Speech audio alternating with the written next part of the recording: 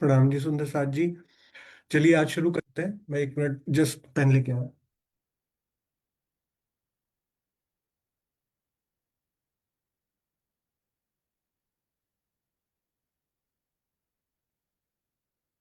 तो आज हमारे पास सिंधी सनंद और बड़ा क़यामतनामा और किरंतन बहुत ही इंटरेस्टिंग चौपाइयाँ निकल कर आई हैं, जो कल हम लोग ने नहीं कर पाए थे किसी कारण से। और मेरे कुछ सवाल रह गए थे जो कि उतना सेंस नहीं बनाते, फिर भी आपने इतना अच्छा उत्तर दिया सबका, पेशेंस रखी। तो आज दो चीज़ों से मैं स्टार्ट करूंगा, 2 ही मिनट लूंगा, बस ज़्यादा नहीं लूंगा। स्टार्ट नहीं की रिकॉर्डिंग।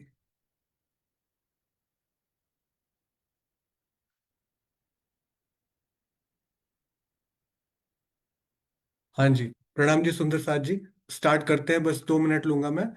तो हमने कल कुछ क्वेश्चंस देखे थे, और वो क्वेश्चंस बड़े ही मुझे लगा कि इतने सिंपल स्ट्रेट फॉरवर्ड क्वेश्चंस थे, मेरे मन में कैसे आए कि कैसे ये जीव का बेस होना जरूरी है, जिसके के ऊपर आत्मा बनकर बैठे। और आपने बिल्कुल सही बोला कि जो हमारे पंच स्थूल भूत हैं, पंच सूक्ष्म भूत हैं, और 5 इंद्रियां हैं, ज्ञानेंद्रियां हैं, 5 कर्मेंद्रियां हैं, फिर उसके साथ साथ हमारे पास ये 5 तत्व भी हैं। तो 24 टोटली आइटम है। कोई मनचित बुद्धि अंतस्करण, सॉरी, चार और आइटम है। तो टोटल मिलाकर ये 24 आइटम बनते हैं। ये 24 आइटम में मन चित बुद्धि अहंकार अंतस्करण के रूप में आता है। कोई तीन बोलता है, मन बुद्धि अहंकार। तो ये टोटल 24 आइटम जो हमारे पास बनकर आते हैं, इनके ऊपर फिर जीव बैठता है। ये 24 होते हैं बेस में, फिर उसके ऊपर जीव बैठता है, फिर उसके ऊपर 25वां जीव बैठने के बाद फिर 26वीं आत्मा बैठती है। तो ये कल एक बुक निकल के आई इसके लिए मेरे सामने, वो मैं बुक अभी आपको दिखाऊंगा। और उस बुक से एक और बुक शुरू कर सकते हैं हम इन 5 दिनों में। बहुत ही इंटरेस्टिंग वो बुक निकल कर आई है, वो मैं आपको बताऊंगा।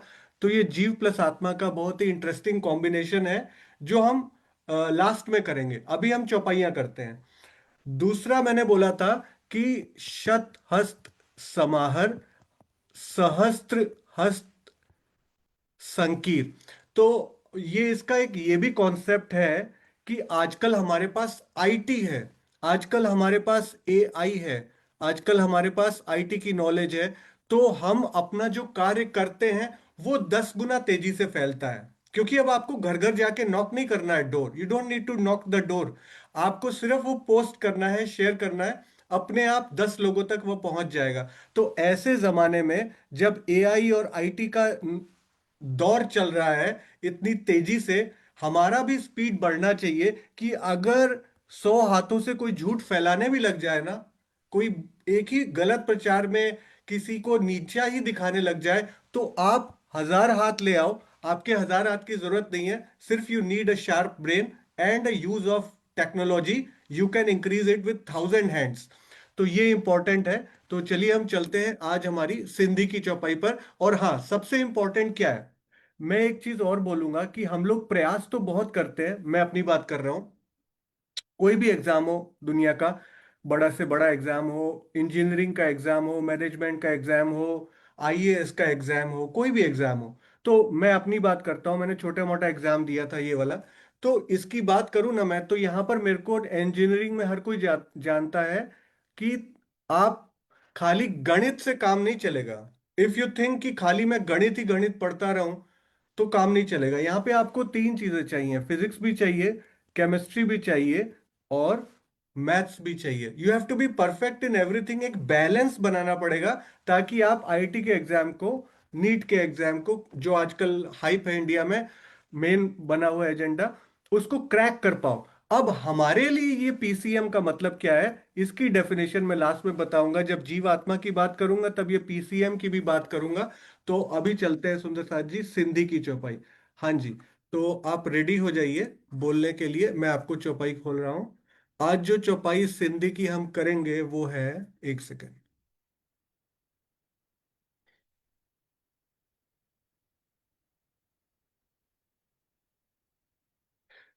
स्क्रीन दिख रही है ना?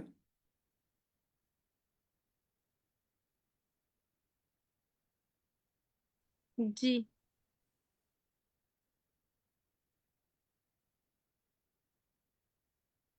3/4। ओके। सिंधी प्रकरण 3 है और चौपाई है 4। हाँ जी, यहां से पढ़िए इस प्रकरण में क्या किया गया है। आपको सिंधी आती है पढ़नी?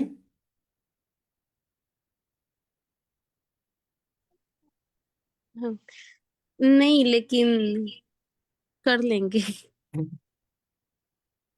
चलिए ठीक है, आपको पढ़ा देगा, सिंधी भी पढ़ा देगा। एक मिनट, ये ना मेरा कुछ पीडीएफ में गड़बड़ हो गया, मोर टूल्स करके दिख रहा है कुछ। एक सेकेंड, एक मिनट रुकना।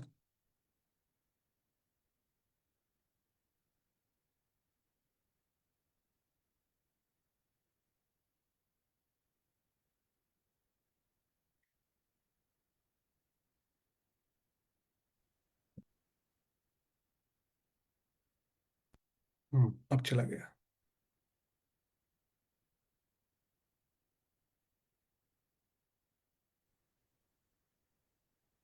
जी, पढ़िए। रे पीरियम मंगा नहीं, सो लाड सिर्फ ये, करे। सिर्फ ये इसका ये पढ़िए, स्टार्टिंग चौपाई नंबर 4 है, अभी हम आगे चलेंगे। ये इस प्रकरण वाला। जी जी जी, इस प्रकरण का भाव आ जाएगा इसमें टोटल। जी, इस प्रकरण में धनी के प्रति अपने प्रेममयी भावों की मधुर अभिव्यक्ति की गई है। कि चौपाई नंबर थी 4, तो अब हम 4 चौपाई पर चलते हैं। इससे पहले वाली है ये।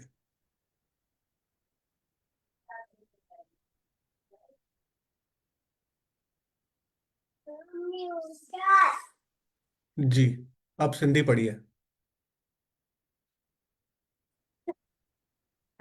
इलम डिन ने पाही जो जेमे सक न काए डिनिये संग साहेबी हित झांझे की न सांजाए। पाहिजो अपना, जेमे जिसमें, काय कुछ भी, हित यहाँ, जान जानती हूँ, कि कुछ भी, सांजाए पहचान। अर्थ, आपने मुझे अपना जागृत ज्ञान दिया है जिसमें किसी प्रकार का कोई संशय नहीं है। इसके साथ ही आपने मुझे ऐसी शोभा साहिबी भी दी है जिसकी पहचान इस संसार में किसी को भी नहीं है। भावार्थ, धामधनी ने श्री महामती जी के तन से ब्रह्मवाणी का अवतरण कराकर अपनी सारी शोभा दे दी। नाम सिनकार शोभा सारी मैं बेख तुम्हारो लियो। किरंतन प्रकरण 62 चौपाई 15 का कथन यही तथ्य दर्शाता है। यहाँ तक भी यह बात आ जाती है कि श्री राज ने अपने से भी बड़ी शोभा श्री महामती जी को दे रखी है, क्योंकि मूल मिलावा में वे जिब्रील और इसराफिल को प्रवेश नहीं करा सकते। मेयराज में मेयराज के प्रसंग को छोड़कर अक्षर ब्रह्म की मूल मिलावा में अक्षर ब्रह्म भी मूल मिलावा में नहीं जाते, बल्कि चांदनी चौक से ही प्रणाम करते हैं। इसके विपरीत श्री महामती जी के धाम हृदय में युगल स्वरूप सहित अक्षर ब्रह्म, जिब्रील और इसराफिल भी विराजमान हैं। इतनी बड़ी शोभा होते हुए भी श्री जी के वास्तविक स्वरूप को संसार नहीं जान पाया। हरिद्वार में ज्ञान दृष्टि से जान जाने पर भी कोई उनकी शरण में नहीं आया। दिल्ली में 17 महीने रहने पर भी काजियों और अन्य अधिकारियों सहित औरंगजेब उनकी पहचान नहीं कर सका। इसी प्रकार उदयपुर के राणा, रामनगर के राजा आदि मंदभाग्य रहे, जिन्होंने श्री प्राणनाथ जी के वास्तविक स्वरूप को नहीं पहचाना। सबसे अधिक दुर्भाग्य उन सुंदर साथ का है जो वर्तमान समय में भी उन्हें संत और शिष्य की श्रेणी में रखते हैं। संभवतः श्रीमुख वाणी के ये कथन उन्हीं के लिए संकेत करते हैं। साथ મળીને સાંભળો જાગી કરો વિચાર જેણે અજવાળું આ કર્યું પરખો પુરુખ એ પાર આપણ હજી નથી ઓળખ્યા જુઓ વિચારી મન વિવિધ પેરે સમજાવ્યા અને કહી નિદ તારતમ રાસ પ્રકરણ 1 ચોપાઈ 47। 48 यो होगी शायद, 48 होगी शायद वो नेक्स्ट। हाँ जी, बढ़िया। यो कई छलमुल कहूँ मैं केते मेरे टोनो मेरे टोने ही को आकार ए माया अमल उतारे महामत ताको रंचक न रहे खुमार।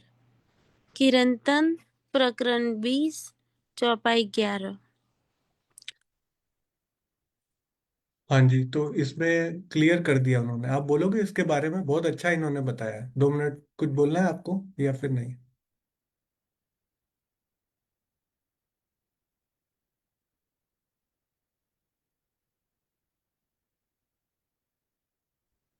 अम तो ये चौपाई में महामती जी की जो शोभा है उसके बारे में बताया गया है कि हरिद्वार में उनका अ, वो जाहिर हो गए कि महामती जी की शोभा क्या है। सबने ज्ञान दृष्टि से जाना भी, लेकिन किसी को पहचान ना हो पाई और कोई भी शरण में चरण तले नहीं आ पाया। और फिर अम, वो औरंगजेब और रामनगर के राजा और उदयपुर के राणा वो भी पहचान नहीं पाए। और सबसे दुखद स्थिति तो उन सुंदर साथ की है जो जिनको ज्ञान दृष्टि मिल गई है, वाणी वाणी मिल गई है, फिर भी वो महामती जी को संत, कवि या फिर आचार्य वो सब कह के उनको संबोधित करते हैं, महाप्रभु भी कहते हैं। और वो सब उ- उन सब सुंदर साथ का मंद भाग्य है कि वो महामती जी की शोभा को पहचान नहीं पा रहे हैं। जी बिल्कुल। इसमें मैं कल अभी शुरू में बात कर रहा था ना एआई की, तो मैं अपनी स्क्रीन आपको दिखाता हूँ। कल मैंने ये जो हम चौपाइयाँ कर रहे हैं सुंदर साथ जी, ये चौपाइयाँ मैंने फीड दी। दिखाता हूँ पहले स्क्रीन अपनी। तो मैंने इन चौपाइयों की फीड दी एआई को। तो ये 4-5 चौपाइयों का फीड मैंने एआई को दिया, आर्टिफिशियल इंटेलिजेंस को। और ये एक व्हाट्सएप ग्रुप है, अगर आपने नहीं ज्वाइन किया तो आप कर सकते हो, श्री प्राणनाथ जी वाणी। यहाँ पर मैंने वो पेस्ट किया अपना एक्सट्रैक्ट जो उसने एआई से एक्सट्रैक्ट किया। एआई ने समराइज किया इन चौपाइयों का मीनिंग। तो उसने क्लियरली डिफाइन कर दिया कि जो जो चौपाइयाँ हैं उसमें महामती शब्द का मुख्य अर्थ क्या है।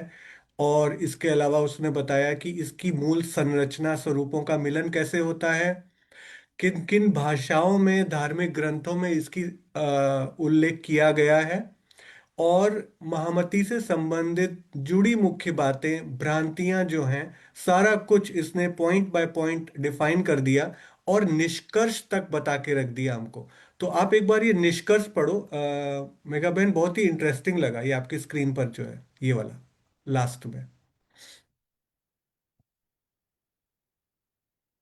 बड़ा करूं? नहीं नहीं, करती हूँ। नहीं, रुको, मैं बड़ा कर देता हूँ, एक सेकंड। नहीं कोई बात नहीं। कहाँ से पढ़ना है? निष्कर्ष पढ़िए, सिर्फ कंक्लूजन, टेक अवे। अब बड़ा करना हो तो कर दो और सुंदर साथ को पढ़ने में दिखेगा। आसानी हाँ होगी। बस, एक सेकंड, इसको मैं कहीं कॉपी पेस्ट कर देता हूँ।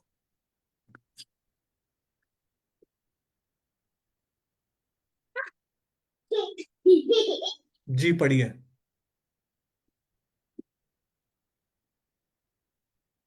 निष्कर्ष। एआई से निष्कर्ष। Take away.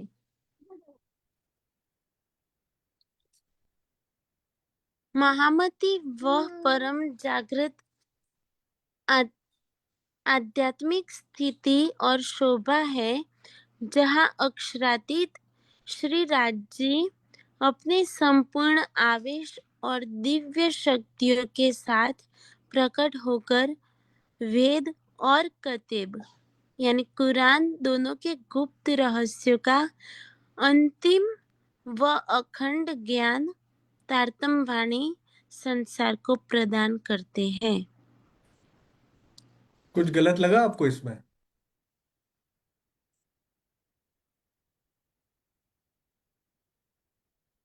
बहुत ही अच्छा लगा मुझे किस प्रकार जो है, इसको कुछ भी नहीं पता पर इसने सारी चीज को समराइज करके रख दिया, राइट। और इतना बड़ा लेसन दे दिया इस मशीन ने भी हमें, इस सर्वर ने, इस सॉफ्टवेयर ने, कि अक्षरातीत अपनी संपूर्ण शोभा, यानी कि अपना संपूर्ण जितना भी सब विद वतन सहित, हम कहते हैं ना निज नाम में, सो तो अब जाहिर भाई सब विद वतन सहित, तो अपनी सारी विद जो उनके पास थी टोटल सारी विद लेकर आ गए हैं। और महामती के स्वरूप में उन्होंने उसको शोभा दी है, इंद्रावती की आत्मा को। और उनके अंदर बैठा हुआ इसराफील जो है, वो कुरान और वेद और कुरान दोनों के गो भेदों को खोल रहा है। जागृत बुद्धि उसको प्रकट कर रही है। और अक्षर ब्रह्म की जागृत बुद्धि जो वेट कर रही थी कि परम धाम की मारिफत का ज्ञान, यानी तारतम का तारतम जो अखंड ज्ञान है, अंतिम का ज्ञान है और विज्ञान का वाणी है, वो तारतम वाणी लेकर अक्षरातीत कब प्रकट होंगे। तो बुद्ध जी जो क्या बोलते हैं, अक्षर ब्रह्म की जागृत बुद्धि इस चीज की बाट देख रही है। तो वो श्यामा जी की आत्मा के साथ युगल स्वरूप विराजमान होकर इस संसार को ये पूरा प्रदान किया। महामती के नाम से जाहिर भी हुए, ज्ञान स्वरूप में सबने ले भी लिया। लेकिन अभी भी संसार में जो है, जब तक पूर्ण जागृति की बात नहीं होगी तब तक वो मान कर भी नहीं मानेंगे, राइट। तो ये इस प्रकार भ्रम का थोड़ा सा चलता रहेगा। और दूसरी बात, मैं जो कल बोल रहा था आपको कि तत्किन हृदय मिने आई जागृत बुद्ध। तो ये जो पॉइंट था कि मैंने कल रेज किया, कहाँ पे आई जागृत बुद्धि। तो जागृत बुद्धि आत्मा में ही आती है। तो जो मेहराज जी देवचंद्र जी, सदगुरु देवचंद्र जी के चरणों में गए, उसी क्षण उनके हृदय में जागृत बुद्धि आ जाती है। तो चलिए वापस हम चलते हैं अपने सिंधी पर। और इसमें ये क्लियर कर दिया कि परम धाम में भी जो शोभा नहीं है, युगल स्वरूप ने वो स्वरूप, युगल स्वरूप ने मूल मिलावा में जिब्रील और इसराफील नहीं है, तो युगल स्वरूप ने और अक्षर ब्रह्म कभी भी नहीं गए इससे पहले, मेरा आज के प्रसंग को छोड़कर मूल मिलावा में। तो युगल स्वरूप सहित इन तीनों के साथ मिलकर इतनी बड़ी शोभा दे दी है उन्होंने। ये इस स्वरूप की गरिमा है कि हमें इसको ढंग से अगर नहीं समझ सकते तो कम से कम इनको ढांपने का प्रयास ना करें, ये बहुत बड़ी गलती होगी। और इसके लिए दुर्भाग्य ही बोला जा रहा है टीका में, कि दुर्भाग्य है जो वर्तमान समय में भी उनकी शोभा और गरिमा को ढांपने का प्रयास कर रहे हैं। क्योंकि इससे बड़ी शोभा अगर किसी को समझ में आ जाएगा, तो जिसके पास जागृत ज्ञान होगा, तो उसके पास कोई भी संशय नहीं रहेगा कि कैसी शोभा साहिबी दे दी है, जिसकी पहचान संसार में कोई विरला ही कर पाएगा, जो ब्रह्म सृष्टि होगा।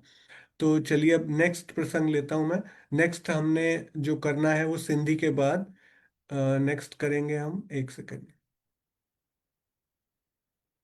नेक्स्ट सनन पे चलेंगे, 11:05 पे। तो मैं सनन खोलता हूँ, एक सेकेंड।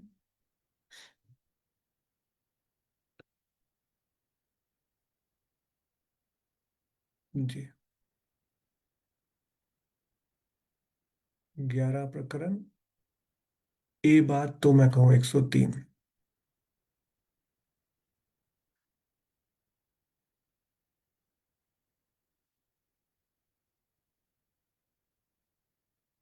तो सनंद विरह के प्रकाश की। ठीक है, चलिए। मिलाप मिलाप हुआ जब मेहंदी से, तब कहया महामती नाम। अब मैं हुई जाहिर, देखा वतन बका दाम। जब मेरी आत्मा का मिलन श्री राज्य से हुआ, तो मुझे महामती मेहमत साहिबुज्जमा की शोभा मिली। उस समय मैंने अपने मूल अखंड घर परमधाम को देखा, तथा उसी महामती के नाम से प्रियतम ने मुझे संसार में उजागर किया। भावार्थ। इस चौपाई के प्रथम चरण में तो महदी इसमें शब्द है।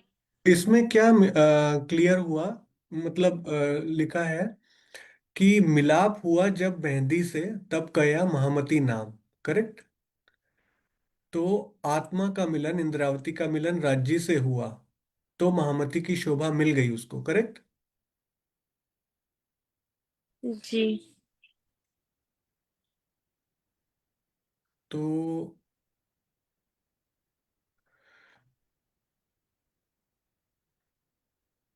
ठीक है, चलिए आगे पढ़ते हैं। और फिर उसके बाद अ,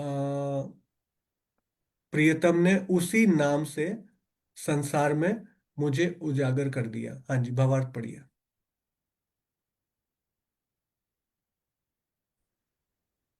भावार्थ। इस चौपाई के प्रथम चरण में महदी शब्द है, जो संक्षिप्त शब्द है। इसका वास्तविक आशय इमाम महदी से है, जिसका अर्थ इस संसार में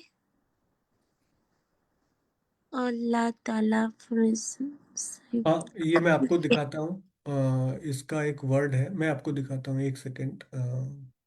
वो मैंने खोल के रखा हुआ है। वो कल फाइंड किया था इंटरनेट पे भी, और इसी चौपाई में है। इसी किसी चौपाई। चौपाई में है ये।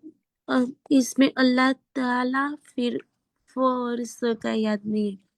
हाँ, ये इसी चौपाई में है क्या? नेक्स्ट इसी चौपाई के नीचे होगा या कहीं और है? मैंने देखा है कल इसको, टीका में ही स्वामी जी ने लिखा है। जी। और टीका में नहीं। हाँ, टीका में इसका एक्सप्लेनेशन भी किया है। चलिए, वो आ जाएगा, कोई बात नहीं। लेकिन जो मैं रूम्स। हाँ, जो मैंने वो खोला था ना कल, वेबसाइट, वो खोलता हूँ मैं कल। जो मैंने वेबसाइट दिखाई थी, वो दिखाता हूँ। एक सेकेंड। ये रही।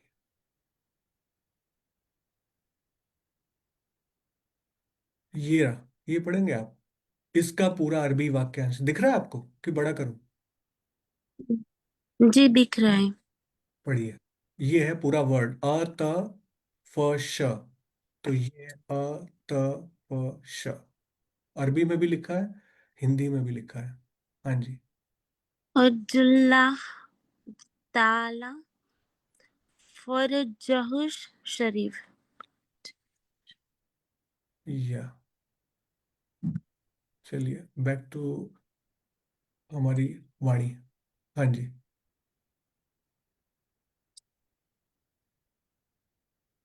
जिसका अर्थ इस संसार में अल्लाह ताला फरजहुश श- शरीफ हम्म। में बिल्कुल। जागने लीला करने वाले पर ब्रह्म के आवेश स्वरूप श्री प्राणनाथ जी से है। महदी शोभा का नाम है, तो इमाम शोभा देने वाले अक्षरातीत का नाम है। ये क्लियर हो गया मोहम्मद। आपको? इमाम मेहंदी का मतलब क्लियर हो गया ना? दो वर्ड है, इमाम भी है, मेहदी भी है। मेहदी का मतलब क्या हुआ?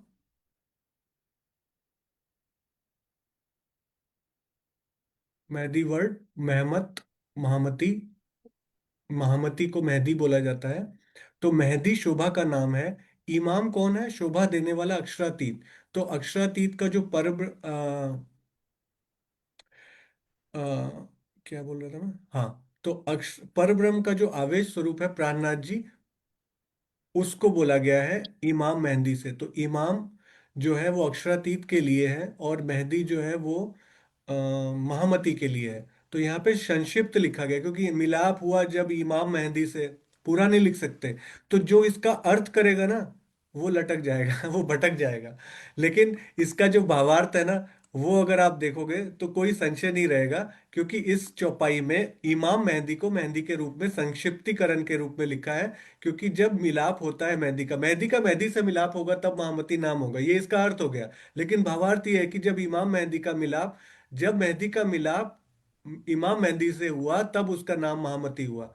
तो बहुत ही इजी है, बहुत ही क्लियर है। इसमें ऐसा कुछ नहीं है कि आपको यहाँ पर जो है बॉटेनिकल साइंस में पीएचडी की बातें बताई जा रही हैं, या कोई रॉकेट साइंस में आपको यहाँ पर कोई सैटेलाइट लॉन्च करने की बात की जा रही है। It's pretty easy and simple. और अगर आप टीके को पढ़ोगे ध्यान से, थोड़ी सी बुद्धि लगाकर, थोड़ा सा कंसंट्रेशन से, आपको क्रिस्टल क्लियर दिखने लगेगा, एकदम दोपहर के सूरज के जैसा जो वाणी है वही टीका भी दिखने लगेगा, कि it compliments each other.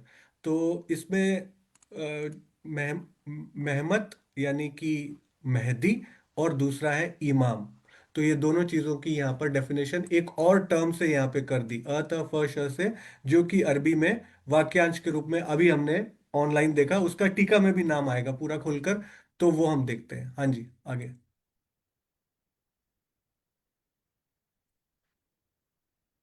Mahdi शोभा का नाम है, तो इमाम शोभा देने वाले अक्षरातीत का नाम है।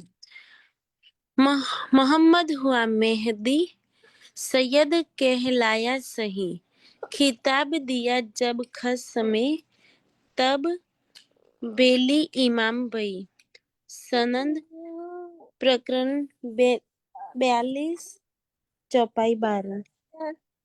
तो ये भी हम देखेंगे, अर्थात इसी सनंद की 42 प्रकरण की 12वीं चौपाई में, ये वाली चौपाई जिसमें बोला गया कि महमद हुआ मेहदी, यानी कि जो पहला अव्वल का मोहम्मद है वो मेहदी हुआ, सैयद कहलाया सही। खिताब दिया जब खसमें, ये खिताब किसने दिया? खसम ने दिया। तब भेली इमाम भई, तब इमाम अक्षरातीत उस स्वरूप में आ गए, और वो खिताब उसने ही दिया। तो ये हम पढ़ेंगे। हाँ, ये अर्थ भी दिया हुआ है, यही दिया हुआ है। हाँ जी, तो ये अर्थ भी पढ़ सकते हैं हम, चलिए।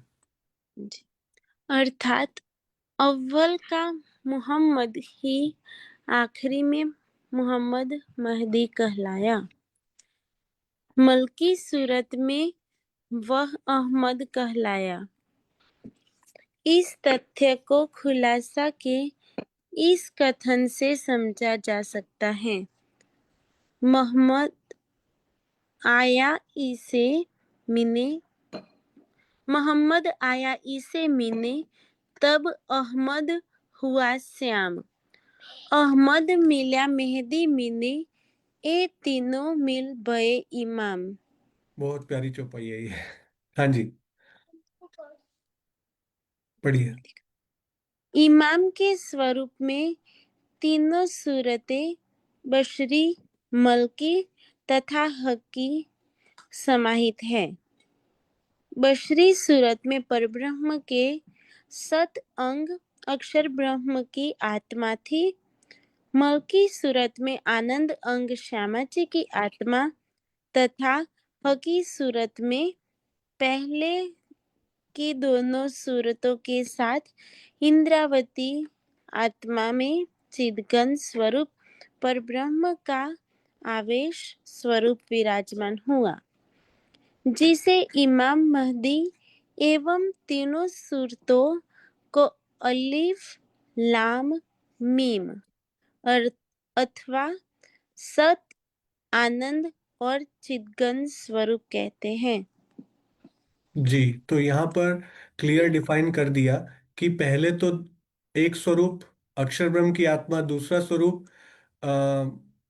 आनंदंग श्यामा जी की आत्मा, और तीसरा हकी सूरत, बसरी मलकी और हकी, अलिफ लाम और मीम, और सत चित और आनंद। तो पहले सत, फिर आनंद, और फिर चित। सत, आनंद और चिदघन स्वरूप, अलिफ लाम और मीम।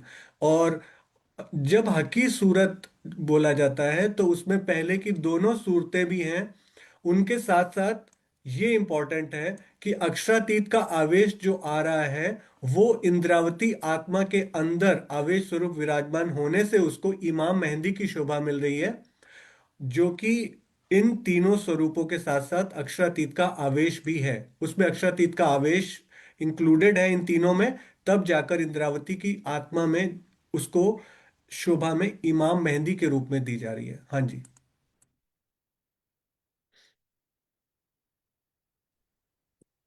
मुहम्मद का अर्थ होता है अनंत महिमा वाला।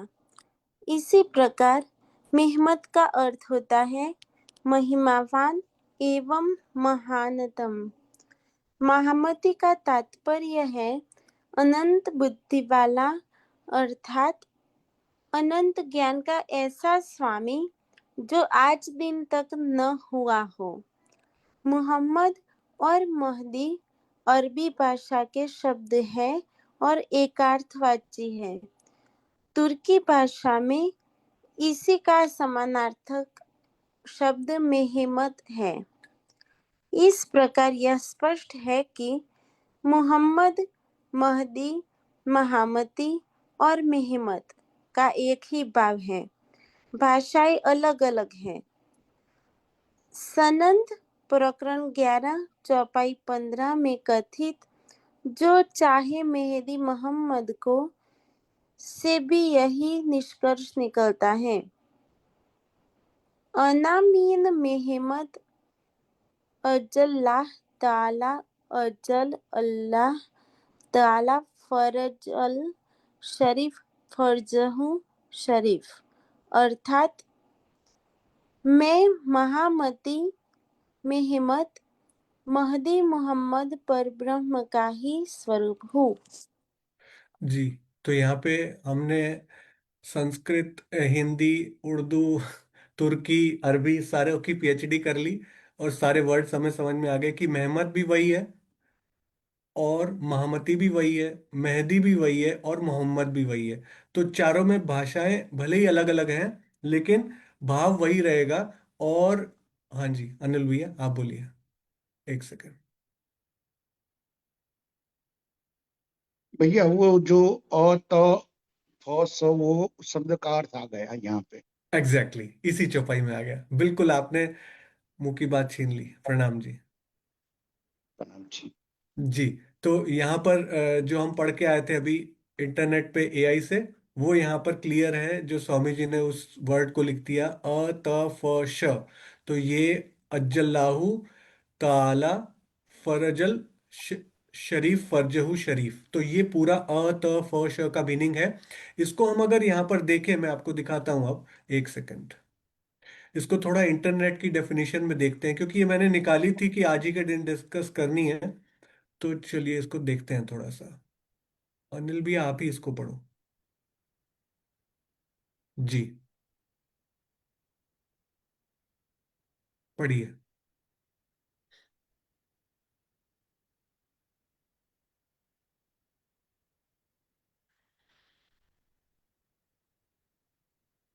अनिल भाई पढ़ रहे हैं।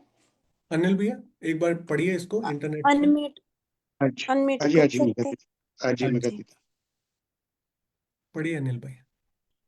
अ त फ स का वास्तविक मतलब यह सिया इस्लामिक परंपरा में अंतिम इमाम हजरत इमाम मेहदी के नाम के साथ सम्मान के रूप में हुआ या नारा लिखा जाता है। इसका पूरा अरबी वाक्यार्थ अजल्लाह ताला फरजू या शरीफ। इसका हिंदी अर्थ है अल्लाह ताला उनके यानी इमाम मेहदी के पवित्र प्रकटीकरण जहूर को जल्द से जल्द आसान व शीघ्र करेंगे। यानी जब ये कुरान लिखा गया होगा हम्म। और उनका अर्थ किया होगा तब की बात है। और बिल्कुल। जल्दी से जल्दी की बात जब हमारी तारतम्यवाणी आई तो उसमें हम्म। ये सारी बातें आ गई, यानी जल्दी से जल्दी उसका अर्थ भी हो गया। यानी कौन है वो पता चल गया। जी, क्यामत के निशान कुरान पे। और हाँ, जी जी। जी, क्यामत के निशान के हिसाब से उसको पता लग गया। हाँ जी। कुरान और हजरत इमाम मेहदी।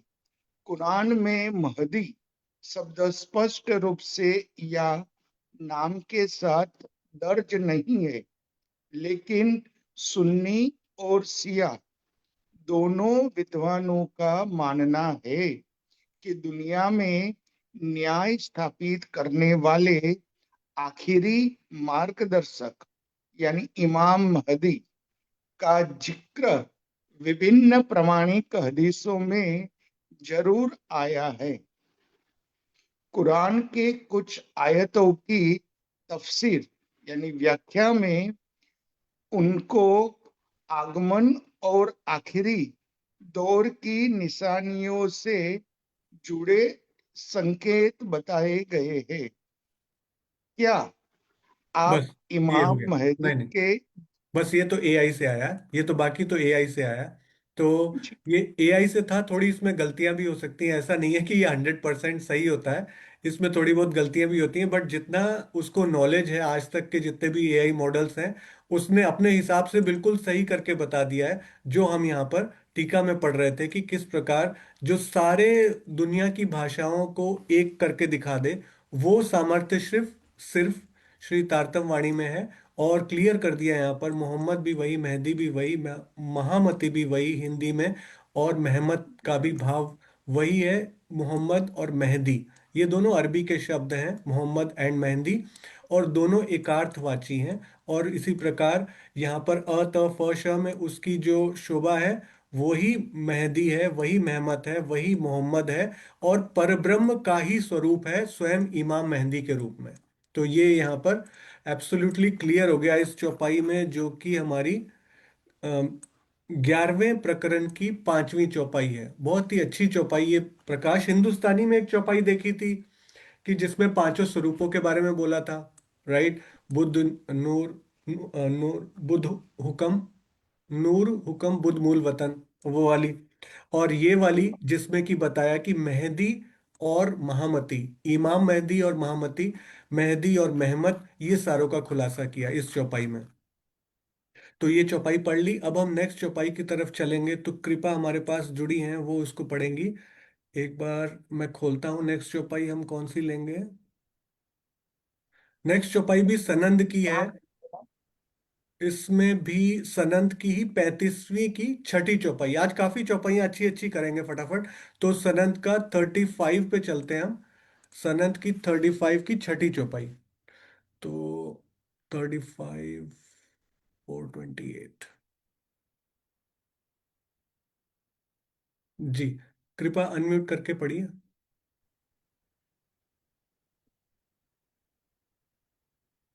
अ, कौन सी? 35 की 6th तो एक बार ये पढ़ लो कि ये प्रकरण किस चीज का है। ओके। सनंत सिंधी भाखा। इस प्रकरण में सिंधी भाषा में सिंध के लोगों को प्रबोधित किया गया है।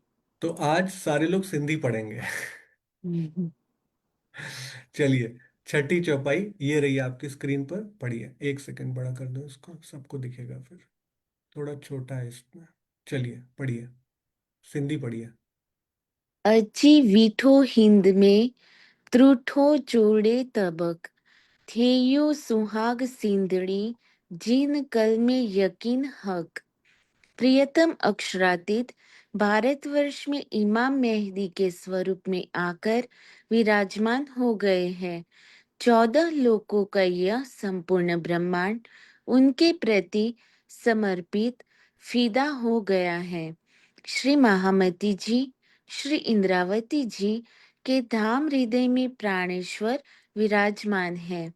इनके तारतम ज्ञान से सभी के मन में परब्रह्म के प्रति अटूट विश्वास हो गया है। हाँ जी, दृष्ट थोड़ा थोड़ा धीरे पढ़ना। और इसमें ये क्लियर कर दिया कि श्री महामती जी ब्रैकेट्स श्री इंद्रावती जी, करेक्ट। तो यहाँ पर क्लियर कर दिया कि इंद्रावती जी की शोभा का नाम ही महामती है, और उसके धाम हृदय में स्वयं प्राणेश्वर विराजमान है। और इन्हीं के तारतम ज्ञान से सबके मन में परब्रह्म के प्रति अटूट विश्वास, तारतम वाणी से परब्रह्म के प्रति एक ही चीज जगेगी, वो है अटूट विश्वास। ज्ञान से विश्वास, और विश्वास से जो जब विश्वास पक्का होगा तभी आपके अंदर विरह प्रेम आएगा। हाँ जी, दृष्टव्य। द्रष्टव्य। परम धाम की इंद्रावती आत्मा की ही शोभा का नाम महामती है, जिसका अर्थ होता है महानतम, अनंत, ज्ञान वाला स्वरूप।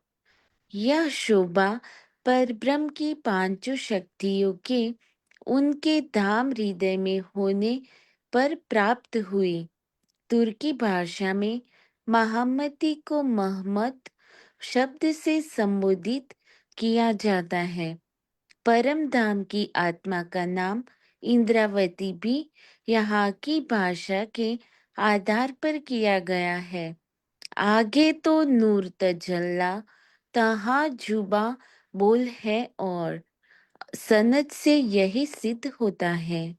जी, तो ये सब शब्द यहीं के हैं और यहीं का मसाला लेकर डिफाइन किया गया है पूरी वाणी को। तो अब हम अगली चौपाई की तरफ चलते हैं, जो है हमारी सनंद की ही 38 61 की। और उसमें लास्ट सनंद की चौपाई है, फिर हम किरंतन की तरफ चलेंगे। 38 की 61। तो एक मिनट में टॉप पर जाता हूँ। 38, 38, हुक्म पर्दा उड़ाइया। 498,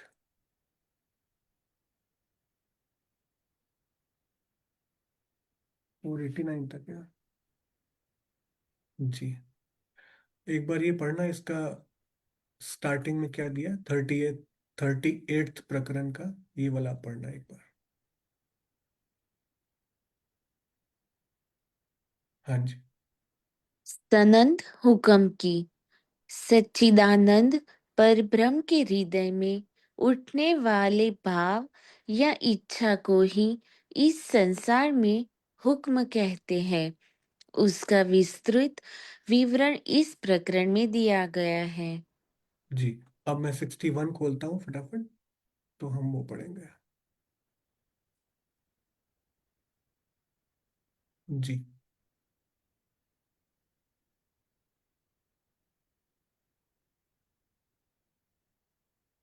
हाँ जी। अब लेने अर्स अजीम में बोलसी जुबा इमाम, सो तो अपने आप को कहने हैं कलाम। अब सुंदर साध को परम धाम का ज्ञान देने के लिए स्वयं श्री जी ही बोलेंगे। अब उन्हें स्वयं ही अपनी बातें कहनी है। भावार्थ। राज से कयामत नामा तक का संपूर्ण कथन श्री राज जी ने ही कहा है। श्री महामती जी के नाम को तो मात्र शोभा दी गई है। प्रकाश हिंदुस्तानी में उन्होंने स्वयं कहा है कि मेरी बुधे लुगान निकसे, धनी जाहिर करे अखंड घर सुख। प्रकाश हिंदुस्तानी के इस कथन की भांति ही सनंद ग्रंथ की उपरोक्त चौपाई का भी भाव समझना चाहिए। जी, रिकॉर्डिंग हिल गई होगी किसी से, दो मीटिंग बन गई, गलती से रिकॉर्डिंग दब गया किसी से, कोई बात नहीं। Okay, it's fine.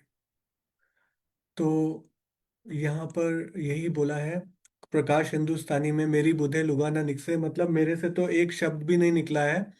धामधनी ने स्वयं अखंड घर के सुख जाहिर किए हैं। पूरी की पूरी वाणी किसके द्वारा है? श्री राज के द्वारा कही गई है। तभी तो उन्होंने जब हमने कल किया था, तो हमने शायद प्रकाश हिंदुस्तानी की ओही ओही करती चौपाई पढ़ी थी, ओही ओही करती फिरूं। तो उस प्रकाश हिंदुस्तानी की चौपाई में हमने देखा था किस प्रकार इंद्रावती का जो मिहिर राज जी का जो जीव है, वो विरह कर रहा है, बट उसको किसके एनालॉगस दिखा दिया, उसको हमने इंद्रावती के बराबर दिखा दिया। तो कोई बोलने वाला है, उसके अंदर आवेश स्वरूप, तो शोभा दी जा रही है उसके अंदर पांचों जो स्वरूप है, उस स्वरूप में आवेश स्वरूप जो है उस वाणी को उतारने के लिए, बोलने के लिए है, उसके द्वारा प्रकट हो रहा है ये सब। और इंद्रावती की आत्मा भी उस पर बैठकर इस लीला को देख रही है, उसको शोभा दी जा रही है महामती के नाम से। और ये क्लियर कर दिया यहाँ पर कि उस स्वरूप को, अब जिसके अंदर स्वयं श्री राज जी ने उसको बोला है कि इसके अंदर मैं स्वयं अपनी सारी शक्तियों के साथ हूँ, उस स्वरूप को हमें किस रूप में देखना है और क्या उसकी महिमा है, क्योंकि वो स्वयं अक्षरातीत ही सारे वचन बोल रहे हैं। तो हम नेक्स्ट चलते हैं सनंत के बाद। नेक्स्ट हम पढ़ेंगे किरंतन 51 की 10th। तो एक बार मैं खोलता हूँ किरंतन और फिर हम आगे बढ़ते हैं।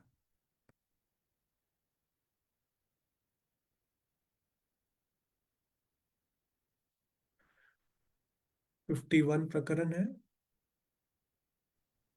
हाँ जी, कृपया मैम पढ़िए, इसका स्टार्टिंग पढ़ दीजिए बस। राग धनाश्री।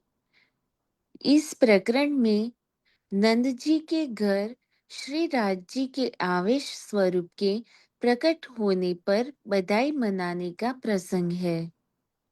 जी, तो ये थोड़ा सा ब्रिज की तरफ ले गया हमें, वापस हमारे पहले जो है लीला की तरफ।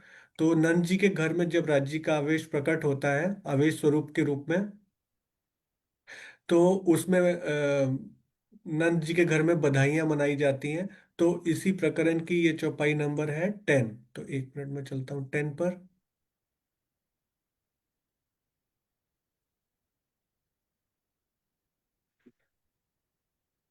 जी, ये पढ़िए, बहुत इंटरेस्टिंग चौपाई है ये भी। એ લીલા રે અખંડ થઈ એહનો આગલ થાસે વિસ્તાર એ પ્રગટ્યા પૂરણ પાર બ્રહ્મ महामती तणो आधार। व्रज में 11 वर्ष 52 दिन तक होने वाली यह लीला अक्षर ब्रह्म के हृदय योग माया में सबलिक के कारण में अखंड हो गई है। इस प्रेममयी लीला का जागनी ब्रह्मांड में आगे विस्तार होगा। अक्षरातीत के जिस आवेश से व्रज लीला हुई थी, अब वही पूर्ण पूर्ण ब्रह्म पूर्ण परब्रह्म इस जागनी ब्रह्मांड में श्री प्राणनाथ जी के स्वरूप में प्रकट हुए हैं, जो श्री महामती जी के प्राणाधार प्रियतम हैं। भावार्थ। सामान्य रूप से इस चौपाई से ऐसा प्रतीत होता है कि महामती जी के प्रियतम व्रज विहारी श्री कृष्ण जी हैं, परंतु वास्तविकता यह है कि महामती तो इंद्रावती जी की शोभा का नाम है। व्रज एवं रास में श्री इंद्रावती जी की आत्मा लीला में आ- अवश्य थी। उन्होंने अपने उस धनी के साथ लीला की, जिनका आवेश श्री कृष्ण जी के तन में विराजमान था। अब वही नाम और रूप यदि सबलिक के अंदर व्रज और रास में लीला कर रहा है, तो भी वह महामती या इंद्रावती का प्राणाधार नहीं हो सकता, क्योंकि उन तनों में अब धनी का आवेश नहीं है।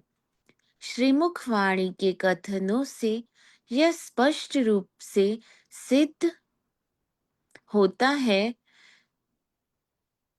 तो ये वचन तुमको कहे जाए, जो तुम दाम की लीला माहे, ब्रज वालों पीयूसो ए वचन आपन को कहत है जे।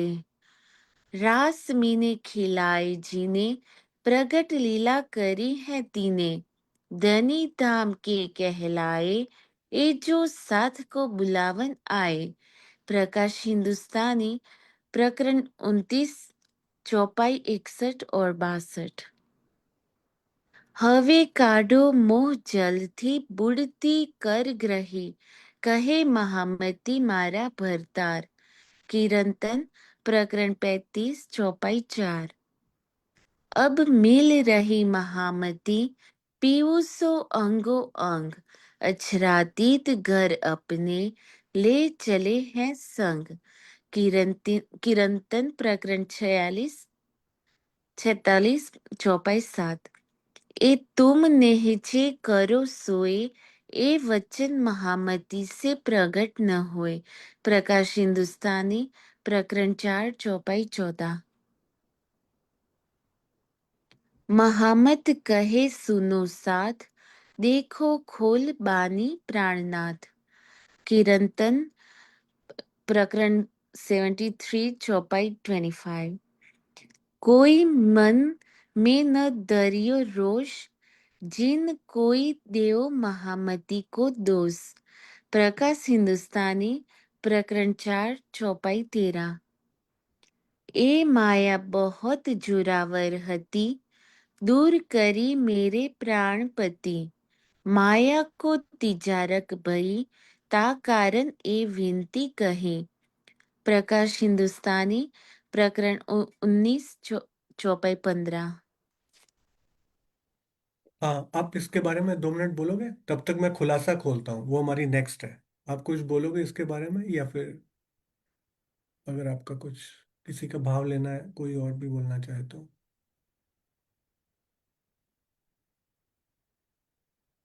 नेक्स्ट खुलासा 10 की 32। हाँ जी, कुछ बोलना है आपने? नहीं, कोई बात नहीं। नहीं। चलिए, नेक्स्ट 32 चौपाई लेते हैं खुलासा ग्रंथ की। 1 मिनट, ये पढ़िए, इसका जो टॉप में लिखा है।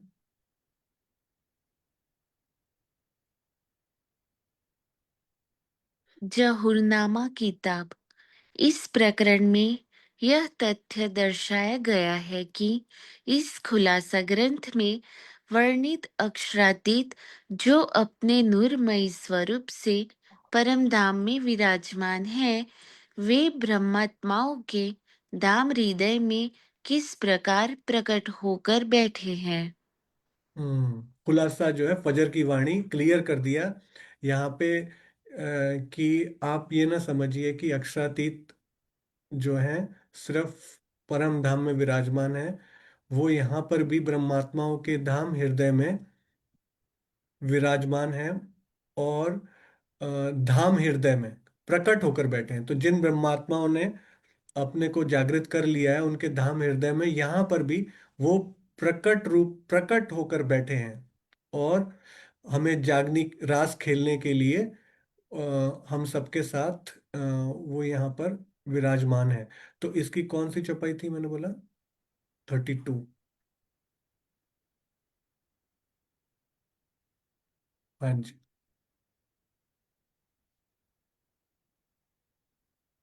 मैं भी उन अंधेर में होती ना सुध दिन रात जो मेहर मुझ पर भई सो कहो भाइयों को बात। अज्ञानता के उस अंधकार में मैं भी इस प्रकार भटक रहा था कि मुझे दिन और रात्रि अर्थात ब्रह्म एवं माया की सुधि नहीं थी। प्रियतम अक्षरातीत की मेरे ऊपर किस प्रकार कृपा हुई उससे मैं आप सुंदर साथ को बता रहा हूँ। जी, तो इसको थोड़ा धीरे धीरे पढ़ेंगे अगर, तो समझ में आएगा कि अज्ञानता के उस अंधकार में मैं भी भटक रहा था। तो ये कौन बोल रहा है? जैसा हमने पहले भी देखा कि वाणी जो है, इंद्रावती लिखती है तो महामती लिखती है, तो इंद्रावती आत्मा स्त्रीलिंग, और जब वो लिखती है कि मैं बोल रहा हूं, तो वो अपने आप को मिहिर राज जी के पुल्लिंग के स्वरूप में उसका उन्होंने यहाँ पर बहुत ही अच्छा वर्णन किया है। पहली बार पता लगा कि हम एक दूसरे को भाई भी बोलते हैं नहीं तो बहन ही बोलते थे, सखी बोलते थे। पहली बार मैंने वाणी में देखा कि भाइयों की बात की गई है। तो सुंदर साथ को तो मैं भी आप सबको बोलता हूँ भाई लोग। अब हम इस प्रकार अंधेरे से बाहर निकलें कि किस प्रकार जो है महामती की आत्मा भी जो है अंधेरे में भटक रही है, और वो भी जो है इस चीज को नहीं समझ पा रही कि दिन और रात्रि में क्या फर्क है, ब्रह्म और माया में क्या फर्क है। ये माया ने हमारे बुद्धि पे इतना आवरण डाल रखा है कि हम इस ब्रह्म के हृदय में प्रकट हुए स्वरूप को भी नहीं देख पा रहे हैं। और अब जब कृपा होगी तो जो पीसीएम है उसका तीसरा जो एम मैंने आपको बताया, फिजिक्स केमिस्ट्री मैथ्स, ये अभी बताता हूँ आपको। एम का मतलब ही होता है गुजराती में महेर।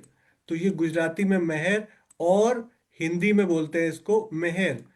जब ये तीसरा इंग्रेडिएंट आपके साथ आ गया, अटैच हो गया, तो वो आप समझ लो कि आपके ऊपर सब कुछ, सारी नियामतें आ जाएंगी। क्योंकि मेहर इंग्लिश में भी मर्सी वर्ड है, प्रेममयी, जिसको दया बोलते हैं या प्रेममयी कृपा बोलते हैं। तो ये महेर, मेहर और मर्सी, ये एम की आपको इतनी वाइटल रिक्वायरमेंट है जो यहाँ पर बताई गई है कि इसके बिना चाहे कुछ भी आप कर लो वो नहीं होगा। और जिस पर ये कृपा होगी तो वो, उस कृपा में दो ऑप्शंस होंगे उसके पास। या तो वो बातिनी मेहर को समझे जो कि गुज मेहर होगी, जैसे वाणी खोलने की बात होगी, या फिर चितवनी में उसके अनुभव होंगे, या फिर उसको अक्षरातीत के प्रति विरह उत्पन्न होगा, या फिर प्रेम उत्पन्न होगा, उसका नेक्स्ट स्टेज जाएगा। या फिर आप इसको जाहिरी रूप के देखना चाहें तो आप जैसे इसको देखना चाहें, लेकिन वो कृपा आपको प्रत्यक्ष हर पल अपने साथ दिखनी शुरू हो जाएगी। चलिए। विशेष उपरोक्त कथन श्री महामती जी का है, श्री प्राणनाथ जी का नहीं। महामती श्री इंद्रावती जी की शोभा का नाम है, किंतु श्री प्राणनाथ जी का तात्पर्य अक्षरातीत से है। इस संबंध में तारतम वाणी के ये कथन देखने योग्य है। हवे काडो मोह जलथी बुड़ती कर ग्रही, कहे महामती मारा भरतार। कीर्तन प्रकरण 35 चौपाई 4। महामत खेले अपने लाल सो, जो अक्षरातीत कहो। कीर्तन प्रकरण 16 चौपाई 12। जी। तो यहाँ पर महामती शब्द का और क्लियर कर दिया उन्होंने कि महामती का अर्थ जो है हम ले लेते हैं कि यहाँ पर वाणी, ये चौपाई भी अक्षरातीत की बोली जा रही है, तो ये चौपाई महामती की तरफ से लिखी गई है, अक्षरातीत का कथन नहीं है। अक्षरातीत को अंधेरे में नहीं डाला जा सकता, मैं भी उन अंधेर में। तो ये अक्षरातीत का कथन नहीं है, यहाँ पर प्राणनाथ जी का कथन नहीं मानेंगे। तो हर चौपाई में किस प्रकार उसको समझना है, उस चरण को लेना है, इसकी पूरी व्याख्या तब समझ में आती है जब हम उसके गहराई में डूबें और उसके अर्थों को हम न ग्रहण करें बल्कि जो हृदय में उतरे हम उनको लें। तो खुलासा की ये चौपाई के बाद आज परिक्रमा की लास्ट चौपाई हम लेते हैं, और उसके बाद सिंधी की एक चौपाई, और उसके बाद हम इसको समाप्त करेंगे सिंधी की लास्ट चौपाई लेकर। नहीं, सिंधी की तो ले ली हमने, वो वाली चौपाई जो लेनी थी। और बड़ा क़यामतनामा की एक चौपाई है, वो हम कल भी देख सकते हैं। नहीं, बड़ा क़यामतनामा ले लेते हैं, इसी में ही मिल जाएगा। और एक सिंधी परिक्रमा की एक चौपाई 30 की 10, एक मैं परिक्रमा खोलता हूँ, तो वो परिक्रमा की 30 ले लेते हैं आज। हाँ जी, ये बढ़िया। तीन स्वरूपों की पहचान बल अर्ज की तरफ का। इस प्रकरण में तीनों स्वरूपों बशरी, मलकी तथा हकी की पहचान दी गई है, तथा यह भी बताया गया है कि आत्म जागृति होने पर हमारी आत्मा अपने वास्तविक बल का अनुभव करने लगती है। जी। तो आत्म जागृति होने पर ही आत्मा को अपनी पहचान होती है और पता लगता है कि वास्तविक में मेरा संबंध किससे है, और मैं कैसे दीनहीन बनी हुई हूँ। और उसको अंदर से जागृत बुद्धि का इलम भी आता है। 10th चौपाई चलेंगे इसकी हम। ये रही। जी, पढ़िए। सब काम भय उमत के, देखे हक फुरमान। सोई इलम दिया रूह अल्लाह, मैं लई नसीहत तीनों पहचान। कुरान के अवलोकन से ब्रह्म सृष्टियों के सभी कार्य पूर्ण हो गए। ऐसा ही ज्ञान सद्गुरु धनी श्री देवचंद्र जी ने भी दिया है। इस प्रकार तीनों स्वरूपों बशरी, मलकी, हकी की पहचान करके उनके सिखापन को ग्रहण किया। भावार्थ। कुरान में विभिन्न घटनाओं के माध्यम से सांकेतिक रूप में सद्गुरु धनी श्री देवचंद्र जी, श्री प्राणनाथ जी, महाराजा छत्रसाल जी, औरंगजेब तथा सुंदर साथ के प्रसंगों का वर्णन है। इन रहस्यों को जानने तथा वेद कतीब के एकीकरण से किसी के मन में कोई भी संशय नहीं रहा। इसे ही सुंदर साथ का सारा कार्य सिद्ध होना कहा गया है। हकीस सूरत का तात्पर्य उस स्वरूप से है जो साक्षात पर ब्रह्म का स्वरूप हो, जबकि श्री इंद्रावती जी एक आत्मा का नाम है और महामती उनकी शोभा का नाम है। इमाम मेहदी और प्राणनाथ समानार्थक शब्द है। इस प्रकार जब इस चौपाई में श्री इंद्रावती जी, श्री महामती जी द्वारा हकी सूरत से सिखापन लेने की बात कही जाती है तो उचित ही है। तो कितना इसको क्लियर कर देते हैं एक एक चीज को स्वामी जी, कि यहाँ पे हकी सूरत का अर्थ होता है कि हकी सूरत का मतलब है अक्षरातीत से साक्षात परब्रह्म का स्वरूप जो हो उसको हकी सूरत बोलेंगे। और महामती ने जब बोला कि मुझे तीनों सूरतों से सिखापन मिल रहा है, तो वो इंद्रावती जी का कथन है, वो अक्षरातीत का कथन नहीं। इमाम मेहदी अक्षरातीत और प्राणनाथ समानार्थक शब्द हैं। इंद्रावती जो है आत्मा का शोभा महामती के नाम से है। तो यहाँ पर जब ये चौपाई में आता है ऊपर कि मैंने तीनों से नसीहत ली, तीनों से, और अपनी पहचान तीनों स्वरूपों की पहचान की, उनके सिखापन को ग्रहण किया, देवचंद्र जी ने भी ज्ञान दिया, रूअल्लाह ने। तो ये कहने का तात्पर्य क्या है कि महामती ने हकी स्वरूप से जो है उनसे सिखापन लिया है, यानी कि अक्षरातीत से, इमाम मेहदी से, प्राणनाथ जी से सिखापन लिया है। अब लास्ट चौपाई आज की होगी जो मैंने बोला बड़ा क़यामतनामा, और इस टॉपिक को हम फिनिश करेंगे 12-17। तो सुंदर साथ जी, इस टॉपिक में मोस्टली मेरे को लगता है सारा खत्म हो गया है। कल के दिन शायद लास्ट चौपाइयाँ लेंगे हम फ्राइडे को, और फिर सैटरडे को हम वापस चलेंगे हमारा बड़ा छोटा क़यामतनामा की तरफ। और Sunday, Saturday Sunday India time पर जो हमारी मीटिंग होगी वो सुबह 6:30 बजे होगी, और वो पुराने आईडी पर होगी, यानी कि 445 वाला जो आईडी है उस पर होगी। और उस आईडी पर आप आइएगा श्री प्राणनाथ जी वाणी चैनल पर, वहां पर ही लाइव भी होगा। और उसी आईडी पे सुबह 6:30 बजे इंडिया टाइम सैटरडे संडे क़यामतनामा के 4 टीकाओं को हम पढ़ेंगे, और ये महामती को कल हम चैप्टर क्लोज कर देंगे।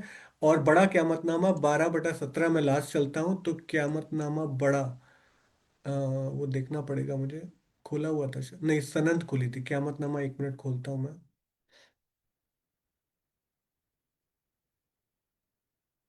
जी, बड़ा क़यामतनामा में हमें जाना है, बड़ा क़यामतनामा की 12वीं की 17वीं। तो बड़ा क़यामतनामा 12वीं, और वही लास्ट चीज आ गई जो हमने अभी की थी बात, उसी की बात आ गई। हाँ जी, पढ़िए, प्रकरण के बारे में पढ़िए। अच्छा नहीं, 1 मिनट, एक पहली चौपाई ही पढ़ दीजिए, इससे थोड़ा सा 12वां प्रकरण क्लियर हो जाएगा। जी। कुरान तफसीर कुरान तफसीर जो हुसैनी मुजरक एह पेड़ से कहनी, मर्द तीनों पर है मुद्दार, जो कलाम अल्लाह कहे सिरदार। कुरान की टीका तफसीर ए हुसैनी को प्रारंभ से ही सर्वश्रेष्ठ कहा जाता है।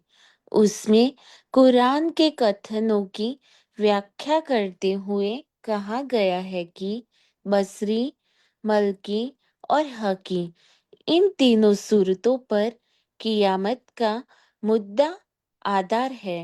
इन तीनों स्वरूपों को ही कियामत के समय अग्रगण्य कहा गया है। जी। और आखिरी मोहम्मद में ये तीनों सूरतें इकट्ठी आ गई हैं।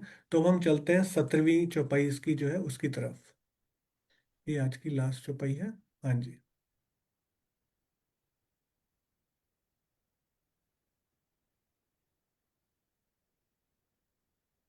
जी। इन स्वरूप पर खुदाए का प्यार, दोनों जहान का खबरदार।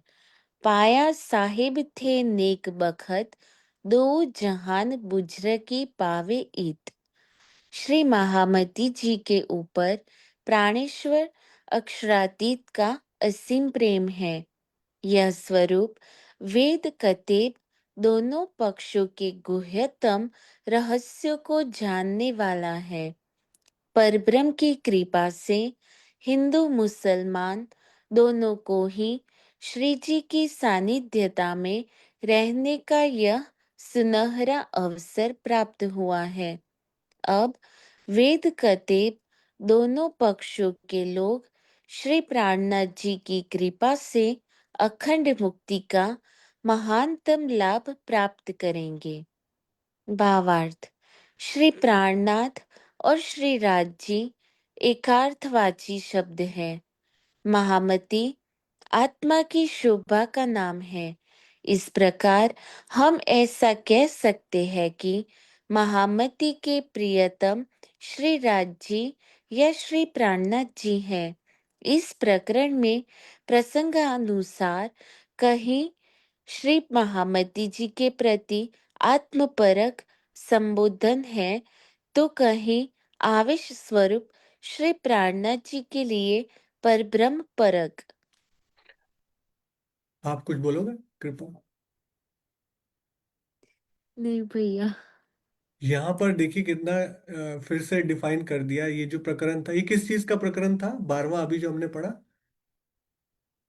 बस हकीमल की तीनों कयामत के समय ही इकट्ठी होगी। और टाइटल क्या था इसका पूरा प्रकरण का, एक शॉर्ट में वो नहीं, क्या? वो देखा था आपने क्या था? नहीं टाइटल नहीं था इसका। अच्छा, कोई टाइटल नहीं था। नहीं, ओके। तो सीधी चौपाई थी। कौन सा चैप्टर था ये? सॉरी, ये क्या खुल गया? 12वां। 12वां प्रकरण, राइट। तो हम्म, यहाँ पर ये क्लियर कर दिया इन्होंने कि अ, हमारे प्रसंग में, प्रकरण में कहीं कहीं प्रसंग होगा तो महामती जी के प्रति आत्मपरक संबोधन आएगा, तो कहीं आवेश स्वरूप प्राणनाथ जी के लिए आएगा। तो यहाँ पर महामती जी के ऊपर जब प्रेम की बात की जा रही है, प्राणेश्वर अक्षरातीत की, तो ये महामती जी का जो आत्मपरक संबोधन है, उसको यहाँ पर हम कंसिडर करेंगे। और यहाँ पर ये बोला जा रहा है कि जो ये स्वरूप है, इसमें वेद कतेब के दोनों पक्षों में सब कुछ खोला गया है। और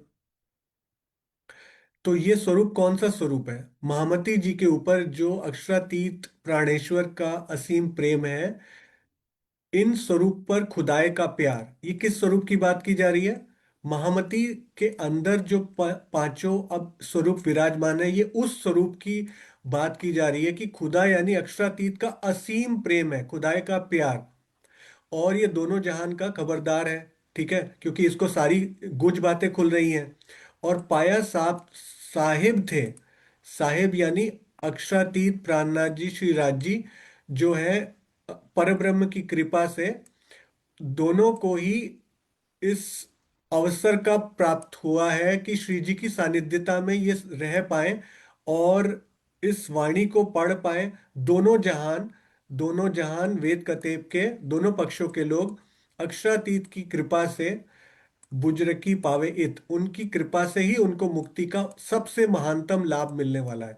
तो ये हमने आज क्लियर कर लिया। एक किताब मैं कल खोली थी, अब उसको फिनिश करता हूँ और आज की मीटिंग को भी। तो वो थी मेरे पास ये वाली किताब, ये देखिए। ये किताब मैंने कल खोली, तो अब उस क्वेश्चन की तरफ चलते हैं सुंदर साथ जी, और क्विकली मीटिंग को डिस्कस करेंगे आज के लिए। तो इस किताब में मैं जब देख रहा था, जब हमारी कल बात हुई सब सुंदर साथ की, तो वो ये बोल रहे थे कि यहाँ पर मैंने एक वियर्ड सा क्वेश्चन पूछ दिया था। तो यहाँ पर मैंने देखा कि कुरान के वेदांत के और वेद के 15 और 25 है। 25 और 15 को टोटल करें तो भागवत के 40 प्रश्न है। टोटल 80 प्रश्न है। मुझे लगता है भागवत के प्रश्न हम ले सकते हैं क्योंकि समझ में आ जाएंगे। वेद और वेदांत में छांटने पड़ेंगे कौन से हमें समझ में आए। But I want to do this book. इसको भी हम करेंगे। फिलहाल मैं इसमें से क्या बात थी वो बोलता हूँ आपको। और एक और डॉक्यूमेंट है जो कि मैं खोलना चाहूँगा, ताकि मैं उस चीज को जो मेरे दिमाग में कल घुस गई गलती से, लेकिन उसको ढूंढते ढूंढते ही मैं इस किताब तक पहुंच गया। तो वो मैं 1 मिनट खोलता हूँ। एक पीडीएफ और थी, शर अक्षर या ये वाली। तो इसका भी एक पेज खोल लेता हूँ जो कि मेरे को थोड़ा सा आइडिया लग जाएगा उसका कि क्या बोलना था मुझे। तो जिसमें तीनों ब्रह्मांड एक साथ दिखाए गए हों, वो वाली फोटो मैं ढूंढ रहा हूँ जिसमें तीनों ब्रह्मांड हो एक साथ।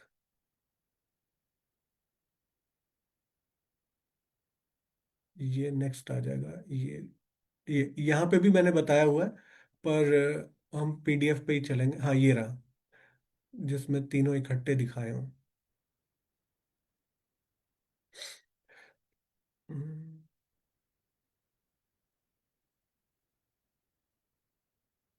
सत स्वरूप से लेकर इसमें बेहद भूमि है, और केवल ब्रह्म है, सबलिक है, और इसमें अव्यकृत नहीं दिख रहा मुझे। हाँ, इसमें सब कुछ है शायद। 99% उसी में ही है। इसमें अलग अलग हैं सारे। ओके, इसी पे चलेंगे, कोई बात नहीं। तो पहले मैं वो वाली पीडीएफ पे चलता हूँ।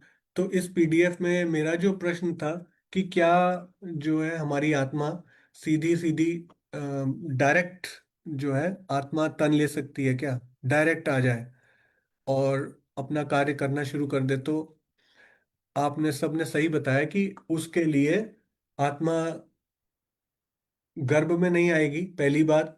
और यहाँ पर दूसरा आंसर था कि इसमें इसको जो है स्थूल भूत और सूक्ष्म भूत इनके बिना ये कर भी नहीं पाएगी।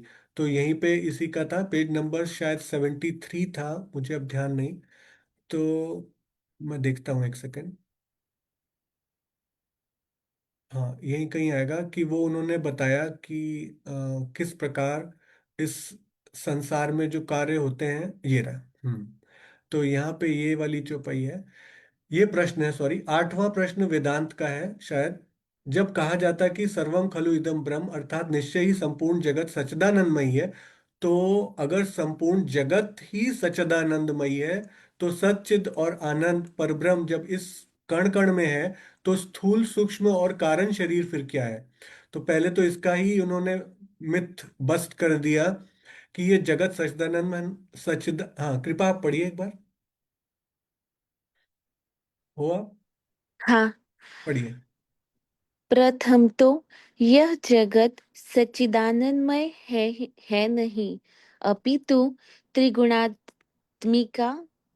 फिर से पढ़ती हूँ। प्रथम तो यह जगत सच्चिदानंदमय है नहीं, अपितु त्रिगुणात्मिका प्रकृति का विकार है, जो असत, जड़ और दुखमय है। शरीर ब्रह्मांड का एक सूक्ष्म रूप है।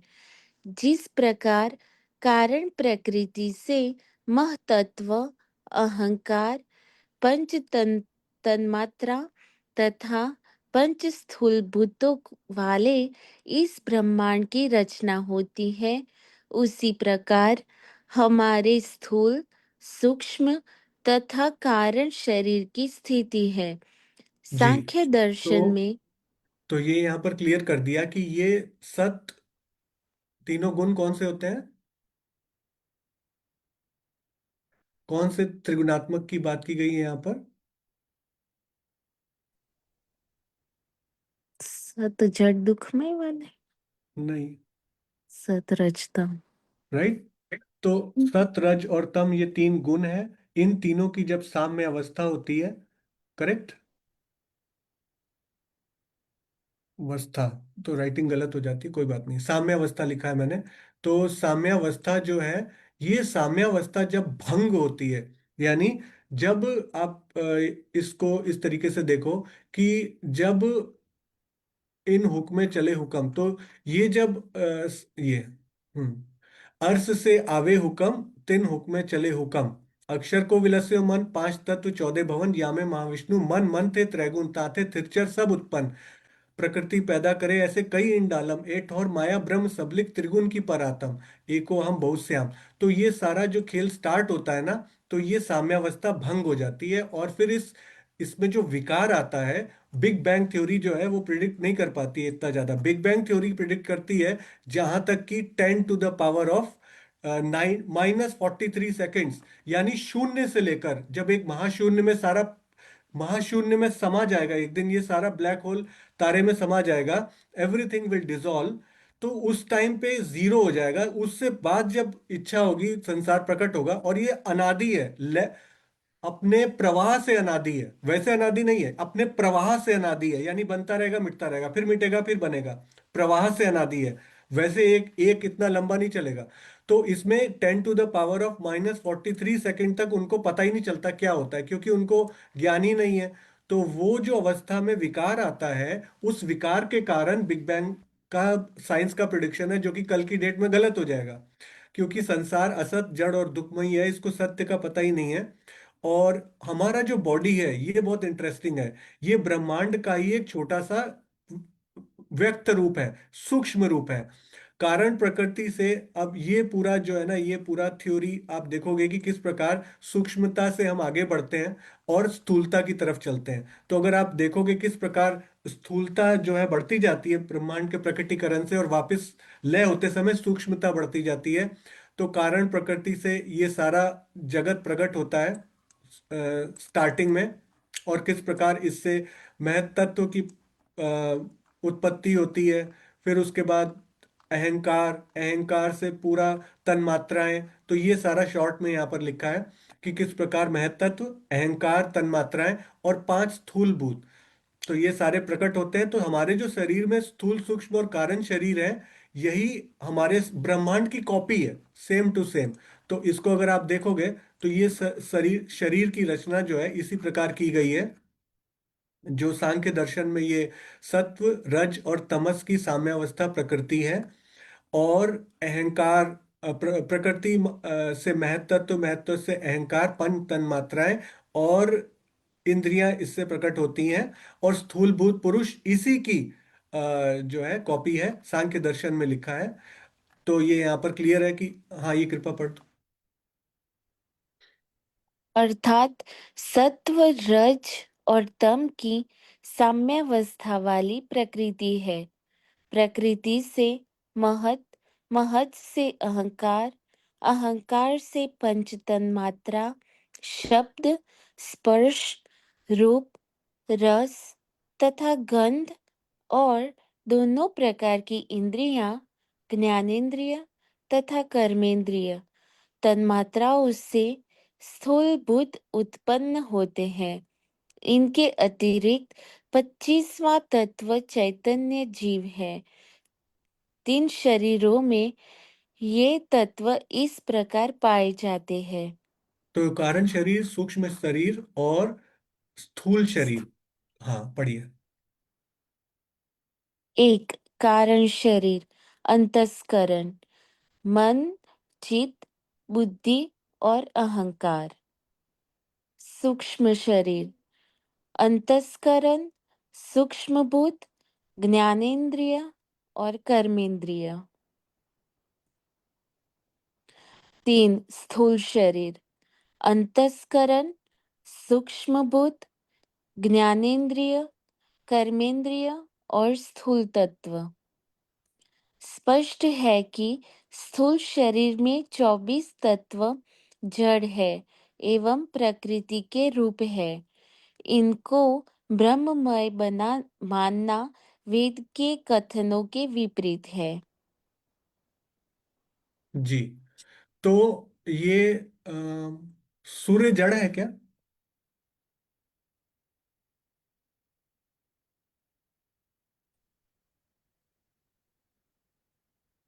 हाँ जी। ये सब जड़ है कि चेतन है? जड़ ही होगी ना भैया अगर। Very good. तो ये सारे प्रकृति के रूप हैं। ये संसार बन गया, ये संसार जड़ था, जीव के आने से पहले कि चेतन था?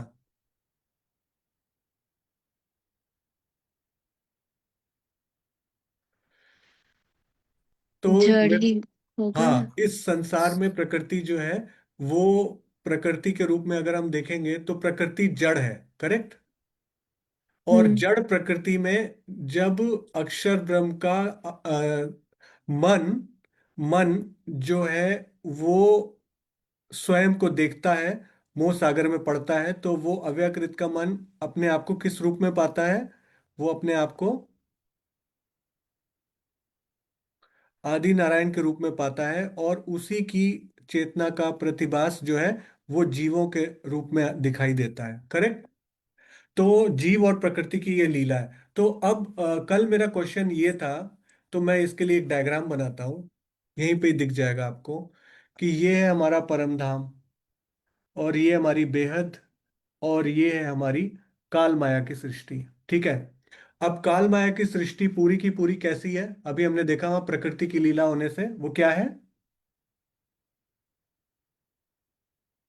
जड़, ठीक है। अब इसमें कहां से आता है जीव? Any idea? जीव कहां से आता है? तो ये जो अक्षर ब्रह्म का मन इस संसार रूपी मोह सागर में जब पड़ता है प्रकृति में, तो अपने आप को आदि नारायण पुरुष के रूप में पाता है, तो उसका प्रतिबिंबित संकल्प जीव है। तो यानी कि बेहद भूमि से योग माया से वो जीव चैतन्य आता है, तो इस जड़ में जीवन आता है, करेक्ट। तो इसमें जीव आया, फिर इसके ऊपर परम धाम से बैठी आत्मा, करेक्ट। तो मेरा कल वियर्ड क्वेश्चन था, पर क्वेश्चन ये था कि क्या परम धाम से आत्मा डायरेक्ट आकर इस जड़ शरीर पर बैठ सकती है कि नहीं बैठ सकती? 24 तत्व हैं शरीर में, हमारा जो शरीर है उसके अंदर ये सब है, और उसमें सिर्फ जीव ऊपर से आकर बैठा है। तो मेरा जो बेकार सा प्रश्न था वो ये था कि जड़ जीव के 24 आइटम्स पर आकर के आत्मा आकर अपना खेल डायरेक्ट नहीं शुरू कर सकती? तो जो मुझे थोड़ी सी नॉलेज है, मैं आपको एक छोटा सा क्वेश्चन आपके सामने रखता हूं और अपना फिनिश करता हूं 3 मिनट में। वो ये कि अगर इस जीव योग माया का जो जीव का अंश आया उसके अंदर, और वो एक ऋषि के अंदर गया, एक योगी के अंदर गया, ओके, उस योगी में इतना सामर्थ्य आ गया इस योग माया की इनपुट आने से, इस काल माया के तन में बैठे हुए उस योगी के जीव ने क्या किया? अपने ही जैसा एक स्वरूप खड़ा कर लिया, अपने ही जैसा एक स्वरूप खड़ा कर लिया, उसके अंदर चित्त की कॉपी बना डाली। यानी कि इस शरीर में उसके पास सामर्थ्य नहीं है दूसरा शरीर बनाने की, लेकिन उसने अपने संकल्प बल से, योग बल से क्या किया? इस ओरिजिनल बंदे के चित्त के कॉपी बना डाली। और कहते हैं कि परमहंस जो है एक समय में योगी कई तन धारण कर सकता है। यानी एक ही आदमी यहां बैठे बैठे और 10 जगह प्रेजेंट हो सकता है, 100 जगह, अगर उसके अंदर ये सामर्थ्य आ जाए। तो क्या परम धाम की आत्मा के अंदर इतना सामर्थ्य नहीं है कि वो भी इस टाइप की बॉडी बना पाए? क्यों नहीं होगा? जब योग माया का जो प्रतिबिंब है अक्षर ब्रह्म के अव्याकृत का मन का स्वरूप, उसका प्रतिबिंब जीव अपना एक वजूद खड़ा कर सकता है, जिसको बॉडी नहीं चाहिए, वो जाके मिल आता है, इंग्लैंड में दवाइयां दे आता है किसी को। तो क्या परम धाम की आत्मा ये कार्य नहीं कर सकती? ऐसा मेरा वियर्ड क्वेश्चन था, ठीक है, ये मेरा प्रश्न है। बट प्रॉब्लम क्या है, जब ऐसा कार्य किया जाता है तो दो क्वेश्चन मार्क खड़े हो जाते हैं, बहुत बड़े क्वेश्चन मार्क ये खड़े होते हैं कि क्या इस तरीके से हम परब्रह्म की सत्ता को चैलेंज तो नहीं कर रहे? क्योंकि हम परब्रह्म की सत्ता में किसी मर्यादा से बंधे हुए हैं। आज अगर चाहते प्राणनाथ जी, महामती जी के अंदर जो आज विराजमान है गुम्मट जी में, क्या वो 350 साल तक जीवित नहीं रह सकते थे? क्या प्रॉब्लम थी? रह ही सकते थे, कोई बड़ी बात नहीं है। मर्यादाएं भंग हो जाती हैं, तो इस संसार की मर्यादा को रखने के लिए जो यहां पर लॉजिक चला आ रहा है, उस लॉजिक को ही फॉलो किया गया कि यहाँ पर जो आत्मा आएगी वो खेल देखेगी, वो जीव का ही देखेगी, तो 25वें आइटम के ऊपर बनकर ये आत्मा बैठेगी और वो 25वां आइटम होगा जीव, जो उस जड़ शरीर को जीवन भी देगा और आत्मा को गर्भ के दुख से मुक्ति भी कराएगा, और अपने अंदर उसका अधिष्ठान होकर आत्मा बैठ जाएगी। तो ये इस प्रकार की थिंकिंग मेरे अंदर आई, तो मुझे लगा आपके साथ शेयर करनी चाहिए। अपना लास्ट पॉइंट 1 मिनट में और हमारी मीटिंग फिनिश हो जाएगी इसके बाद। जी गोपाल मणि जी, 300 ईयर्स, बिल्कुल सही अनिल भाई जी। तो लास्ट में आपको ये बोलता हूं, देखिए, अब हम कहते हैं कि कोई भी एग्जाम हो, कोई भी दुनिया का, आप परीक्षा ले लीजिए, आप भी कोई देते होंगे, कोई भी फील्ड में, राइट? तो वहां पर जैसे फॉर एग्जांपल मैंने दिया इंजीनियरिंग, तो वहां पे आई फिजिक्स, फिजिक्स और केमिस्ट्री और मैथ्स। तो एम से हमें सबसे इंपॉर्टेंट है मेहर, सी से है कंसिस्टेंसी। और अगर आपके पास कंसिस्टेंसी नहीं है, निरंतरता नहीं है, तो आप कोई भी एफर्ट में फेल नहीं होगे। आप कहो आज मैंने पढ़ लिया, आज बहुत पढ़ लिया, अब अगले 10 दिन में आराम करूंगा, it's not going like that. आज आपने ध्यान कर लिया, अगले 10 दिन बाद ध्यान करूंगा, it's not going like that. अगर आपने केमिस्ट्री पढ़ी है तो आपको कंसिस्टेंसी चाहिए ही चाहिए, कंसिस्टेंसी के बिना you can not go ahead. ठीक है, तो कंसिस्टेंसी बहुत इंपॉर्टेंट है। इसी तरीके से पी से पेशेंस, परसिस्टेंस भी है, जो कंसिस्टेंसी जैसा ही वर्ड है। पेशेंस बहुत इंपॉर्टेंट है, धैर्य बहुत इंपॉर्टेंट है। आप कहो कि मैंने पिछले साल आईआईटी दी थी, मेरी रैंकिंग 2000 आई, इस साल मुझे तैयारी नहीं करनी, आपने धैर्य खो दिया। आपको एक झटका मिला जीवन में, आपने अपना धैर्य खो दिया, पेशेंस खो दी। आप अगर अध्यात्म के मार्ग पर चले हो, ना आपको धैर्य खोना है, ना आपको निरंतरता खोनी है। जब आप ये दोनों पर अडिग रहोगे और अपना कार्य करते रहोगे, तो तीसरा एम आपके साथ जुड़ जाएगा, और वो होगा महेर, वो होगा मेहर, और वो होगा ऑल सुप्रीम ट्रुथ गॉड की ऑल पॉसिबल मर्सी, जिसके साथ सब कुछ पॉसिबल है। अगर मेहर आपके साथ जुड़ गई, तो उस कृपा और प्रेममयी दया के साथ अगर आप चले, धैर्य के साथ चले, मेहनत चालू रखी अपनी, अपनी अपनी मेहनत सबने की, धैर्य बनाए रखा और विश्वास रखा कि धैर्य का फल मिलेगा एक दिन, तो आपके ऊपर मेहर जरूर होगी। तो इस तरीके की धारणा अपने अंदर लाइए कि हम सब कुछ पा सकते हैं। सिर्फ ये ना सोचिए कि आज हमने थोड़ा सा अपने जीवन की लाइफस्टाइल को सात्विक चेंज किया, थोड़ा सा सात्विक आहार विहार किया, हमें जीवन में कुछ नहीं मिला, हमारा मन परिवर्तित नहीं हुआ, धेला भी नहीं बदला मेरा, मेरा ईगो तो नहीं कम हुआ। हाँ, ईगो को मैंने चेंज कर दिया। पहले अंदर जो ईगो अहंकार के रूप में था, अब अगर मैं कुछ बोल रहा हूं तो वो मुझे पता चल गया कि ईगो कहां पर है, पर स्वाभिमान नहीं छोड़ना है, स्वाभिमान चालू रखना है। तो ये मत सोचिए कि हम कोई भी कार्य कर रहे हैं इमीडिएट उसका रिजल्ट मिल जाए। परसिस्टेंस, कंसिस्टेंसी जो आपको रखनी पड़ेगी, कंसिस्टेंट रहना पड़ेगा, तभी जाकर आपको इसका रिजल्ट मिलेगा। तो इस तरीके से घबराना नहीं है किसी को भी। अगर किसी को लगता है कि आज थोड़े से दुख मिल गए, हम इस वाणी को छोड़ देते हैं, इस वाणी को पढ़ने से ही हमें दुख मिल रहा है, तो एक चीज समझ लीजिए कि आपके शायद रिजल्ट आने ही वाले थे, और आपने just on the time, right time पे आपने जो है उसको छोड़ दिया। तो इसको अपने जीवन में बनाए रखिए और इसी प्रकार चलते रहिए। चलिए सुंदर साथ जी, कल मिलेंगे। अभी मैं स्क्रीन शेयर स्टॉप करता हूं और आप सबको अनम्यूट करने के लिए बोलता हूं। प्रणाम जी सुंदर साथ जी।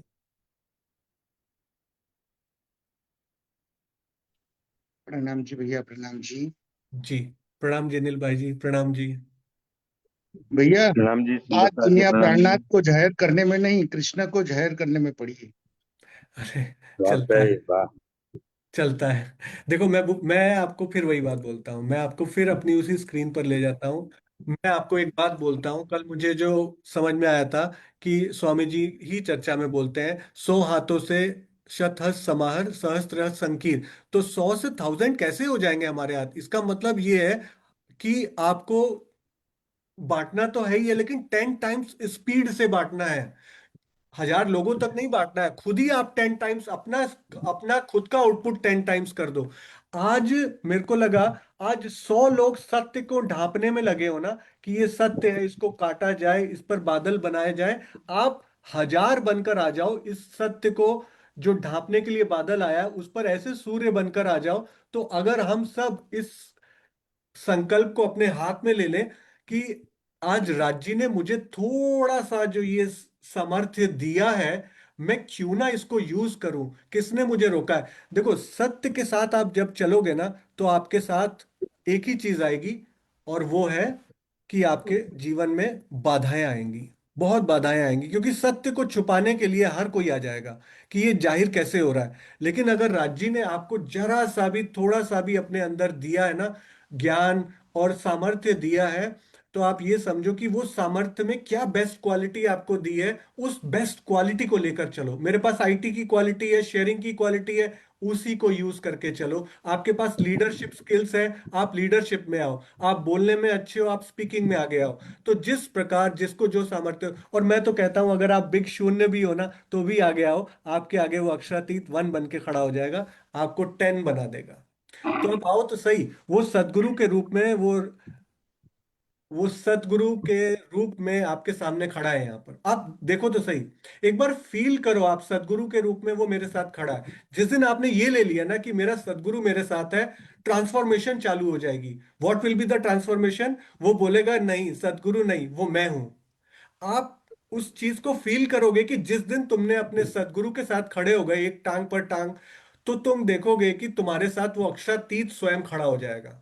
वो तुम्हें उस ईमान पे ले जाएगा कि तुम उस अक्षरातीत की झलक को महसूस कर पाओ, उसकी एग्जिस्टेंस को फील कर पाओ, उसके साथ को फील कर पाओ। और तुम 10 बाधाओं में भी खड़े रहोगे, फिर कोई आपको नहीं रोक पाएगा। तो ये बहुत इंपॉर्टेंट है कि हम अपने अंदर के बल को पहचाने। आज की पूरी चौपाइयां यही थी, हम अपने अंदर के बल को पहचाने। जब तक वो बल नहीं पहचानेंगे, हम अभी अपने असल पे नहीं खड़े हुए। और असल पे खड़े होने के लिए जीवन बीता जा रहा है, इट्स वेरी लिमिटेड। बहुत कम टाइम बचा है हर एक के पास। चीटी हार ऊंट कटार। बिल्कुल, बिल्कुल, बिल्कुल। प्रणाम जी। प्रणाम जी। चलिए सुंदर साथ जी। प्रणाम जी प्रफुल्ला बहन, मीना बहन। प्रणाम जी सुंदरता जी, प्रणाम जी प्रणाम जी, प्रणाम। प्रणाम जी। चिंतन प्रणाम प्रणाम जी कर। ज्योति जी, संगीता जी, प्रणाम जी के नाम से हम प्रणाम है। हम प्रणाम जी रसीला बहन, सविता बहन, अनिल भाई मंथन, प्रणाम जी। प्रणाम जी, केम छो बहन? मजामा? प्रणाम जी ज्योति जी। आओगे सैटरडे संडे, आओगे? कुछ बोलना है तुमको? सेकंड संडे मेरी स्कूल चालू है। अच्छा जी, चलो कोई बात नहीं। प्रणाम जी। प्रणाम चलिए, जी प्रणाम। प्रणाम जी, प्रणाम जी सुंदरता सभी। जी, प्रणाम जी भैया, प्रणाम जी सुंदरता जी, प्रणाम जी। प्रणाम जी। प्रणाम जी ज्योति जी, प्रणाम जी प्रफुल्ला जी, प्रणाम जी मनसुख भाई जी। कल आप लोगों ने मुझे गाइड किया, मैं गलत सोच रहा प्रणाम था। जी, प्रणाम जी। तो मेरे क्वेश्चन बहुत अजीब से होते हैं, लेकिन कई बार क्या होता है, उसके स्वामी जी का कुछ ना कुछ नया निकल आता है उस बेकार क्वेश्चन में भी। तो हम करेंगे भागवत, हम करेंगे वो भागवत की ना। मैंने कल जस्ट क्विकली स्क्रॉल डाउन किया, कई कई इंटरेस्टिंग प्रश्न है इसमें भागवत के। तो जब भागवत के हम 20 प्रश्न करेंगे ना, तो समाज में जो भ्रांतियां फैली हुई हैं, वो भ्रांतियां दूर होंगी। इस किताब को अगर आपने नहीं पढ़ा, तो हम इस किताब को आगे ले जाएंगे, जिसमें कि इजी वे में भागवत के ये 4 प्रश्न जो हैं सृष्टि के संबंध में है। फिर उसके बाद ये आगे जाते हैं तो निराकार से ऊपर चलते हैं। फिर उसके बाद निराकार से आगे जाते हैं तो क्षर अक्षर अक्षरातीत 3 स्वरूपों की लीला होती है। फिर रास पे ब्रिज और रास पे ये चले जाते हैं, ये सारे 40 प्रश्न। और योग माया के बाद ये वापस परब्रह्म तक वापस आ जाते हैं, तो कलयुग में वापस आ जाते हैं। तो ये 40 प्रश्न जब हम करेंगे ना, तो मोस्टली मुझे लगता है कि समाज में जो लोगों को भ्रांतियां हैं, मिसकॉन्सेप्शंस हैं, मिथ है, वो बस्ट हो जाएंगे। डेफिनेटली हो जाएंगे। पर फिर भी जिसकी आंखें नहीं खुली, तो क़यामतनामा में लिखा भैया अपनी ड्यूटी करो और बाकी छोड़ दो। वाणी होते हुए भी भ्रांति नहीं जाती है तो क्या करें। जी, गलती तो क्योंकि हमारे अंदर है। भ्रम है जो ना। सोता हो उनको हम्म, जगा सकते हैं, लेकिन जो जागकर भी सोने का ढोंग करेगा उसे हम नहीं जगा सकते। बिल्कुल जगह सकते। बिल्कुल। और यही लिखा है बार बार, आप देखो, दुर्भाग्य वर्तमान के उन सुंदर साथ का है। हमारा तो चलो ठीक है, मुझे तो नहीं इतना नॉलेज अभी दिख रहा हूँ, लेकिन जो जानबूझकर ये गलती कर रहा है ना, उसका बहुत बड़ा दुर्भाग्य है। वो किसी की टांग खींचने में ही भला समझते हैं ना, इसीलिए। हाँ वही है ना, हमने ज्ञान समझा नहीं ना, हमने सिर्फ कोरा शब्द ज्ञान ले लिया। जब ज्ञान आपका हृदय में उतरा ही नहीं तो ज्ञान आपका है ही नहीं ना। ज्ञान वो है जो आपके अंदर आए। आप चौपाई का मंथन करो, अगर मंथन करने के बाद, मनसुख भाई ठीक है ना, मंथन आपके पास है, आप भी मंथन करते हो, राइट, मंथन भी मंथन करता है। तो जब हम मंथन करते हैं तभी हमें पता लगता है कि इस शब्द में क्या लिखा है और भावार्थ में क्या लिखा है। वाणी की समझ हमें भावार्थ से आती है, भावार्थ की समझ हमें वाणी से आती है, क्योंकि ज्ञान और प्रेम एक दूसरे के पूरक हैं। लेकिन अगर हम कोरा कोरा ज्ञान देखते चलें और कोरे कोरे शब्द जाल में उलझे जाएंगे तो प्रेम कहने की वस्तु रह जाएगा, प्रेम रहने की वस्तु नहीं रहेगा। हमें रहना है, हाँ प्रेम रहनी में लाना है, और रहनी बिना ईमान के नहीं आएगी। हाँ जी मनसुख भाई जी। प्रणाम जी। सुंदर साथ जी बीतक बहुत अब हमको सब कुछ सिखाती है कि कैसे बिहारी जी ने दिल्ली के प्रसंग में संगी नागी और प्रेम जी को भेजा था, और प्रेम जी रुक गए, वो एक ही पहचान गए, और दोनों वहां तो बोलते थे कि यही सदगुरु हुए, यही अक्षरातीत है, बाद में बिहारी जी के साथ मिल गए। ये हमें हमें सीख लेनी है। और बालबाई सत्य के साथ चलती है और झूठ के भी साथ चलती है। ऐसा हमें पुस्तक में हमें कुछ तो ग्रहण करेंगे ना, तो सत्य के साथ हम खड़े होंगे। प्रणाम जी सुंदरता जी। प्रणाम जी प्रणाम बीतक जी। जी। बीतक में बोलिए। बीतक में यही मैंने भी कल बोला ना, जो हम कल कर रहे थे। बीतक में मैंने क्या बोला, बीतक हम हर आओ। सकते हैं, करेक्ट। अब ये मेरे को कल बात बोलते बोलते ध्यान में आई। मैंने आपको बोला, किसी ने बोला कि हम हाँ, कल ज्योति जी ने बोला कि वो क्यों ऐसे हुआ, क्योंकि उन्होंने सतगुरु से होड़ बांध रखी है। ठीक है। तो अब बीतक में हम पढ़ते हर साल हैं कि मिहिर राज ने सतगुरु से होड़ बांध ली है। अब हम में से कौन होड़ बांधता है अपने सतगुरु के साथ आज की डेट में, कि अगर मेरे सतगुरु को अगर अक्षरातीत दिखते हैं तो मुझे क्यों नहीं दिखते? पहली बात ये तो मैंने कल बोली, मुझे लगा मैं कुछ ज्यादा ही बोल गया। सबसे इंपॉर्टेंट चीज थी दूसरी, वो ये कि उस होड़ बांधने से पहले उस मिहिर राज ने क्या कसनी की होगी, वो मैं भूल गया बोलना, और वो मैंने नहीं की है। पहले उस कसनी की होड़ बांधो। जिसने उस कसनी की होड़ बांधी होगी ना, तो मिहिर राज की तरह आओ कि दर्शन क्यों नहीं हुए। मैं खाली ये बोलूं कि होड़ बना लूं कि अक्षरातीत को एक्स ज्ञान है, अक्षरातीत के टीके में एक्स ज्ञान है, इस पर्सन के टीके में वाई ज्ञान है, और मैं इससे x+2 लेके आऊंगा, और मैं 2 टाइम्स x ले आऊंगा क्योंकि मेरे पास 2 टाइम्स रिसोर्सेज है। No, it doesn't happen like that. आपको उतनी कसनी करके दिखानी है जो आपके सदगुरु ने की है। आप कर सकते हो तो आओ उसके साथ compete करो, आपके पास मेहर भी आएगी, चलेगी आपके साथ। लेकिन और चाहे आप तामसिक से तामसिक हो जाओ, आपके साथ चलेगी, क्योंकि आप वो कर रहे हो। आपकी कसनी जितनी ज्यादा होगी उतनी आपकी सदगुरु की मेहर ही होगी। वो सदगुरु उल्टा आप पर मेहर करेगा कि तुम कसनी तो कर रहे हो।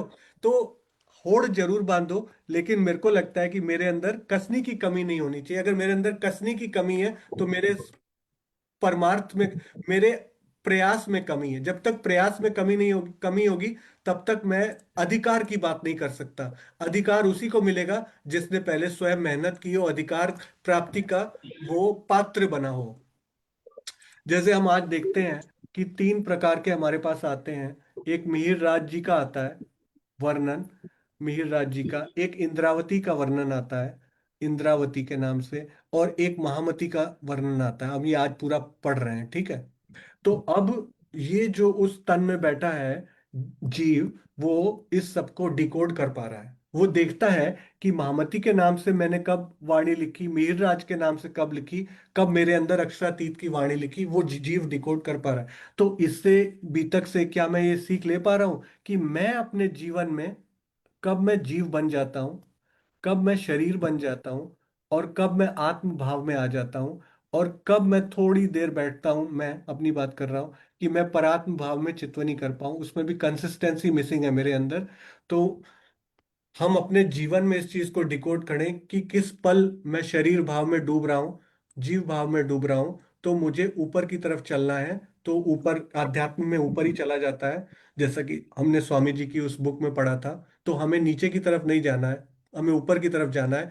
तो आत्म भाव ऊपर की तरफ लिया जाएगा, तो हमें शरीर से जीव भाव, जीव भाव से आत्म भाव, आत्म भाव से परात्म भाव में जाना है। और कब हम इसके नेगेटिव जा रहे हैं, तो हमें अपना चेक पॉइंट लेना है, तो तब हम बीतक को वास्तव में ग्रहण करते हुए बोले जाएंगे। ऐसा मेरा थिंकिंग है, गलत भी हो सकता है। प्रणाम जी।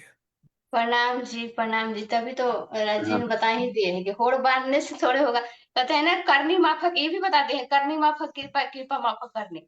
तो हमारी करनी रहेगी तभी तो कृपा होगी। करनी करेंगे नहीं, सोचेंगे कि राजी हमारे ऊपर कृपा कर दे, दर्शन दे दे, तो थोड़े राजी देंगे। वो तो देखते हैं ना कि कितनी कौन कसनी कर रहा है।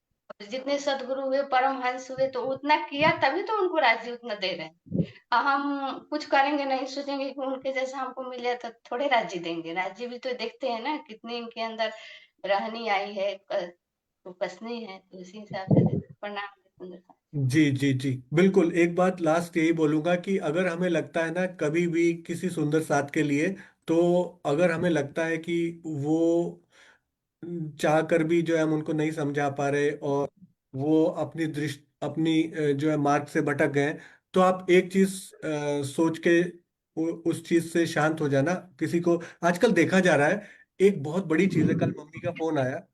आजकल हमने धर्म को किस चीज का वो बना रखा है, पर्याय, अधर्म का। प्रॉब्लम ये है, हमने धर्म का स्वरूप ही नहीं समझा। आजकल धर्म में क्या हो रहा है, एक जना दूसरे से लड़ रहा है, दूसरा जना तीसरे से लड़ रहा है, और किसके नाम पे लड़ रहे हैं? सब धर्म के नाम पर लड़ रहे हैं। आज हर शहर में हो रहा है, हर सिटी में, हर सिटी, शहर तो छोड़ो, आजकल एक छोटे छोटे फैमिलीज में होने लग गई है ये चीज। फैमिलीज में होने लगी है चीज कि आप, आदमी कुछ और बोल रहा है, औरत कुछ और बोल रही है, बच्चा कुछ और बोल रहा है। वो बोलता है तुम राम को मानो, बोलती है नहीं तुम कृष्ण को मानो। वो बोलता है नहीं तुम स्वाध्याय मत को मानो। वो बोलता है नहीं तुम बुद्ध को मानो। तो अलग अलग विचारधाराएं, कोई राम, जो स्वामी, स्वामी नारायण मत है ना, गुजरात में बहुत फेमस। हाँ हाँ है। तो है। कोई उसका अनुयायी बना है, तो उनको मानो, वही सर्वोपरि है। हमने क्या किया है, हमने, और हमारे हमारे समाज में ही देख लो, प्रणामी समाज में ही देख लो, निजानंद संप्रदाय में ही देख लो, यहाँ पर कितने अलग अलग स्वरूप बनकर बैठ गए हैं कि इस गुरु की गादी देखो, इस गुरु की गादी देखो, ये स्थान देखो, वो स्थान देखो, वो गुरु बड़ा, ये गुरु छोटा। ऐसे हम आपस में एक दूसरे के साथ बटे पड़े हैं कि हम यही नहीं समझ रहे कि धर्म का वास्तविक स्वरूप था क्या, एक दूसरे को जोड़ना। और हमने उसके साथ अ लगा दिया, और धर्म के चलते हम अधर्म करने लग गए। हमने धर्म के वास्तविक स्वरूप को तो समझा ही नहीं। इसीलिए ऐसी, कहते हैं ना, सबसे इंपॉर्टेंट चीज है, आप पहले स्वाध्याय कीजिए। जब आप ऐसे, जिनके आचरण जो है सद आचरण हो, ऐसे सदगुरु का जब आप वो पढ़ोगे, सबसे बड़ी किताब। अब एक्चुअली मैं देखो एक शब्द लिखता हूँ, ठीक है?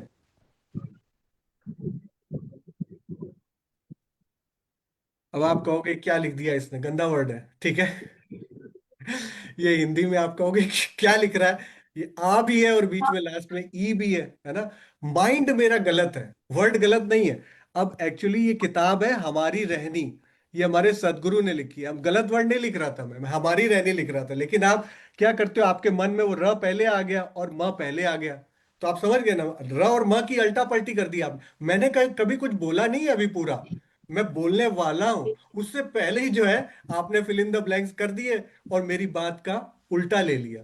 तो होता क्या है, हम दूसरे को कहने नहीं देते, लेकिन अगर हमारी रहनी परिपक्व हो जाए और हमारी रहनी सामाजिक रूप में दिखने लगे, जैसा कि अभी गुजराती में ई बुक्स बन रही हैं, और सैटरडे संडे में गुजराती में बच्चे बोल के गए हैं, और हमारी सामाजिक से ज्यादा ज्यादा आत्मिक रहनी आ जाए, जो हमारी वास्तविक पहचान है, तब उस पे हम खड़े हो पाएंगे ईमान से। तब हम संसार में बोल पाएंगे कि धर्म आया किस लिए था और संसार क्या कर रहा है।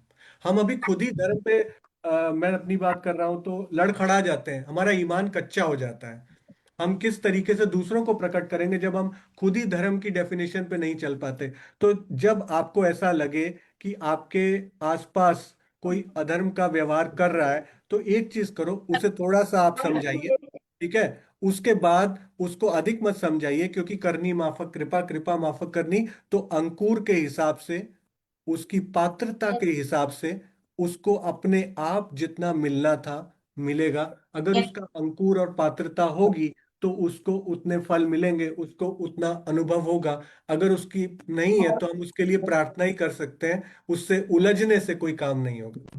जितना जिससे उलझोगे उतना आप अपना नुकसान करोगे। तो मैंने वही बोला, आपकी खुद की आध्यात्मिक प्रगति रुक जाएगी। तो मेरी मम्मी को मैंने लास्ट में यही बोला कि मैं क्यों नहीं पढ़ता इन सब में, क्योंकि मेरी स्वयं की आध्यात्मिक प्रगति रुक रही है अगर मैं इन सब में पढ़ता हूं तो। प्रणाम जी सुंदर साथ जी। प्रणाम जी भैया। अभी 2 दिन पहले ही ये दो अपने ही संप्रदाय वाली लाठियों से झगड़ रही है। क्या करे, एक ही गांव में मंदिर बना है तो दूसरे को पैर घुसने भी नहीं देते हैं। सामने से जाए तो बोले ये हमारा मंदिर है, इधर मत आना। क्या करे, ऐसा हो रहा है। नहीं, यही तो अधर्म। जब आपके अंदर जो मूल वैल्यूज हैं, मॉरल वैल्यूज हैं, उनका पतन होना शुरू हो जाएगा ना, तो आध्यात्मिक विनाश की तरफ हम चल पड़े। इसको एक ही वर्ड में बोलूंगा, और मैं देख रहा हूं ये होते हुए, क्योंकि एक जगह नहीं, इसलिए मैं बोल रहा हूँ ना, 100 जगह भी हो रहा हो ना, तो आपको इससे घबराना नहीं है, क्योंकि आपको राज्य ने अब 1000 हाथ दे दिए हैं। तो मैं इसके लिए एक ही बात बोलता हूँ, जो बेचारे इस मार्ग पे चल रहे हैं उनके लिए गलत वर्ड बोलने की बजाय मैं बोलता हूँ वो आत्महनन के मार्ग पर चल रहे हैं। चाहे ये वर्ड थोड़ा डेंजरस लगे, पर इससे इजी वर्ड नहीं है। वो खुद ही अपने पैरों पे कुल्हाड़ी मार रहे हैं। इसलिए क्या बोला जाए वैसे लोगों के बारे में, जो कि धर्म का इतना गहरा तारतम ज्ञान लेने के बाद भी सुख शीतल करूं संसार। हम तो अपने परिवार में ही, यानी 4 लोग मिल जाते हैं तो चारों की थिंकिंग अलग अलग है। तो कहाँ से हम पूरे संसार को सुख शीतल करेंगे? बीतक में पढ़ना बहुत इजी है। हम तो 4 लोगों के परिवार में भी नहीं शांति से रह पा रहे। 4 निजानंदी मिल जाएंगे, निजानंदी आपस में लड़ने लगेंगे। निजानंदी प्रणामी तो दूर की बात, 4 निजानंदी भी लड़ने लग जाएंगे। तो मैं तो उस दिन हैरान हुआ था सुनकर। अभी मीटिंग में बोलने वाली बात नहीं है, पर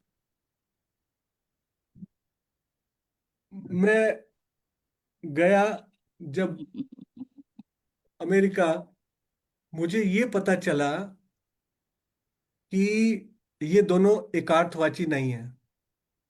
अब बताइए, मैंने कहा अपने आप को मन में सोचते हुए कि कैसे हम बुद्धि का यूज कर रहे हैं अपनी, कितनी बुद्धिमत्ता दर्शा रहे हैं कि एक जी लगाने से मैं दुश्मन बन गया, किसी का मित्र बन गया। कितना दुर्भाग्य है हमारा। प्रणाम बोला कि प्रणाम जी बोला, क्या फर्क पड़ता है? पर किसी से मैं किसी का मित्र हूं, किसी से मैं किसी का शत्रु हूं। ये बहुत ही गलत है।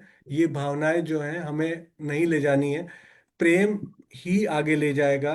और यही वाणी का एक, अगर शॉर्ट में समझे कि अ, जो जो साथ में होता है प्रीत, त्यों त्यों मोही को होता है सुख।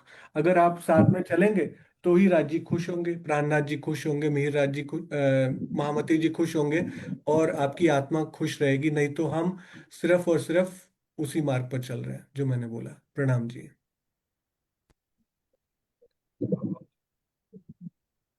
चलिए, आज लंबी हो गई। प्रणाम जी सुंदर साथ जी। प्रणाम जी। प्रणाम जी भाई, प्रणाम जी। प्रणाम प्रणाम प्रणाम प्रणाम जी भैया।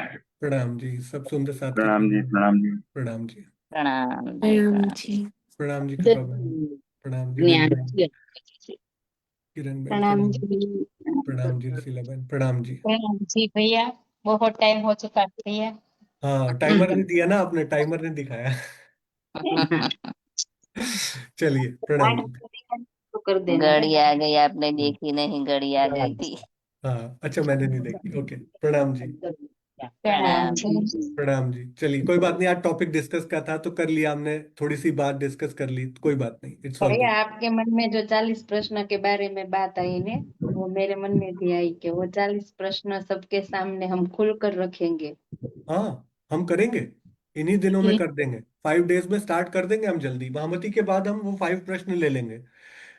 किसी ने पूछा महामती क्या है, ये 5 दिन मेरे पास सोचने का टाइम नहीं था, क्योंकि निकाल ली इतनी चौपाइयां, सोचने का टाइम ही नहीं है कि किसी से पूछूं कि करें कि नहीं करें। अनिल भाई ने यस कर दिया, अपना टाइम देखो और रेडी हो जाओ। पता नहीं मेरे को टाइम मिला नहीं, मैंने खुद ही डिसाइड किया कि कौन सा टाइम सही है और स्टार्ट कर दिया मैंने। तो अब महामती के अंदर से ही ये एक कल मेरे दिमाग से निकल आया, जीव और आत्मा और शरीर का। तो आत्मा शरीर पे क्यों नहीं बैठती, तो ये किताब खड़ी थी, बैठी थी, वेट कर रही है। तो हम भागवत के प्रश्न ले लेंगे कल 40, उनको डिकोड करेंगे। चलिए, प्रणाम जी। हाँ। प्रणाम जी। प्रणाम।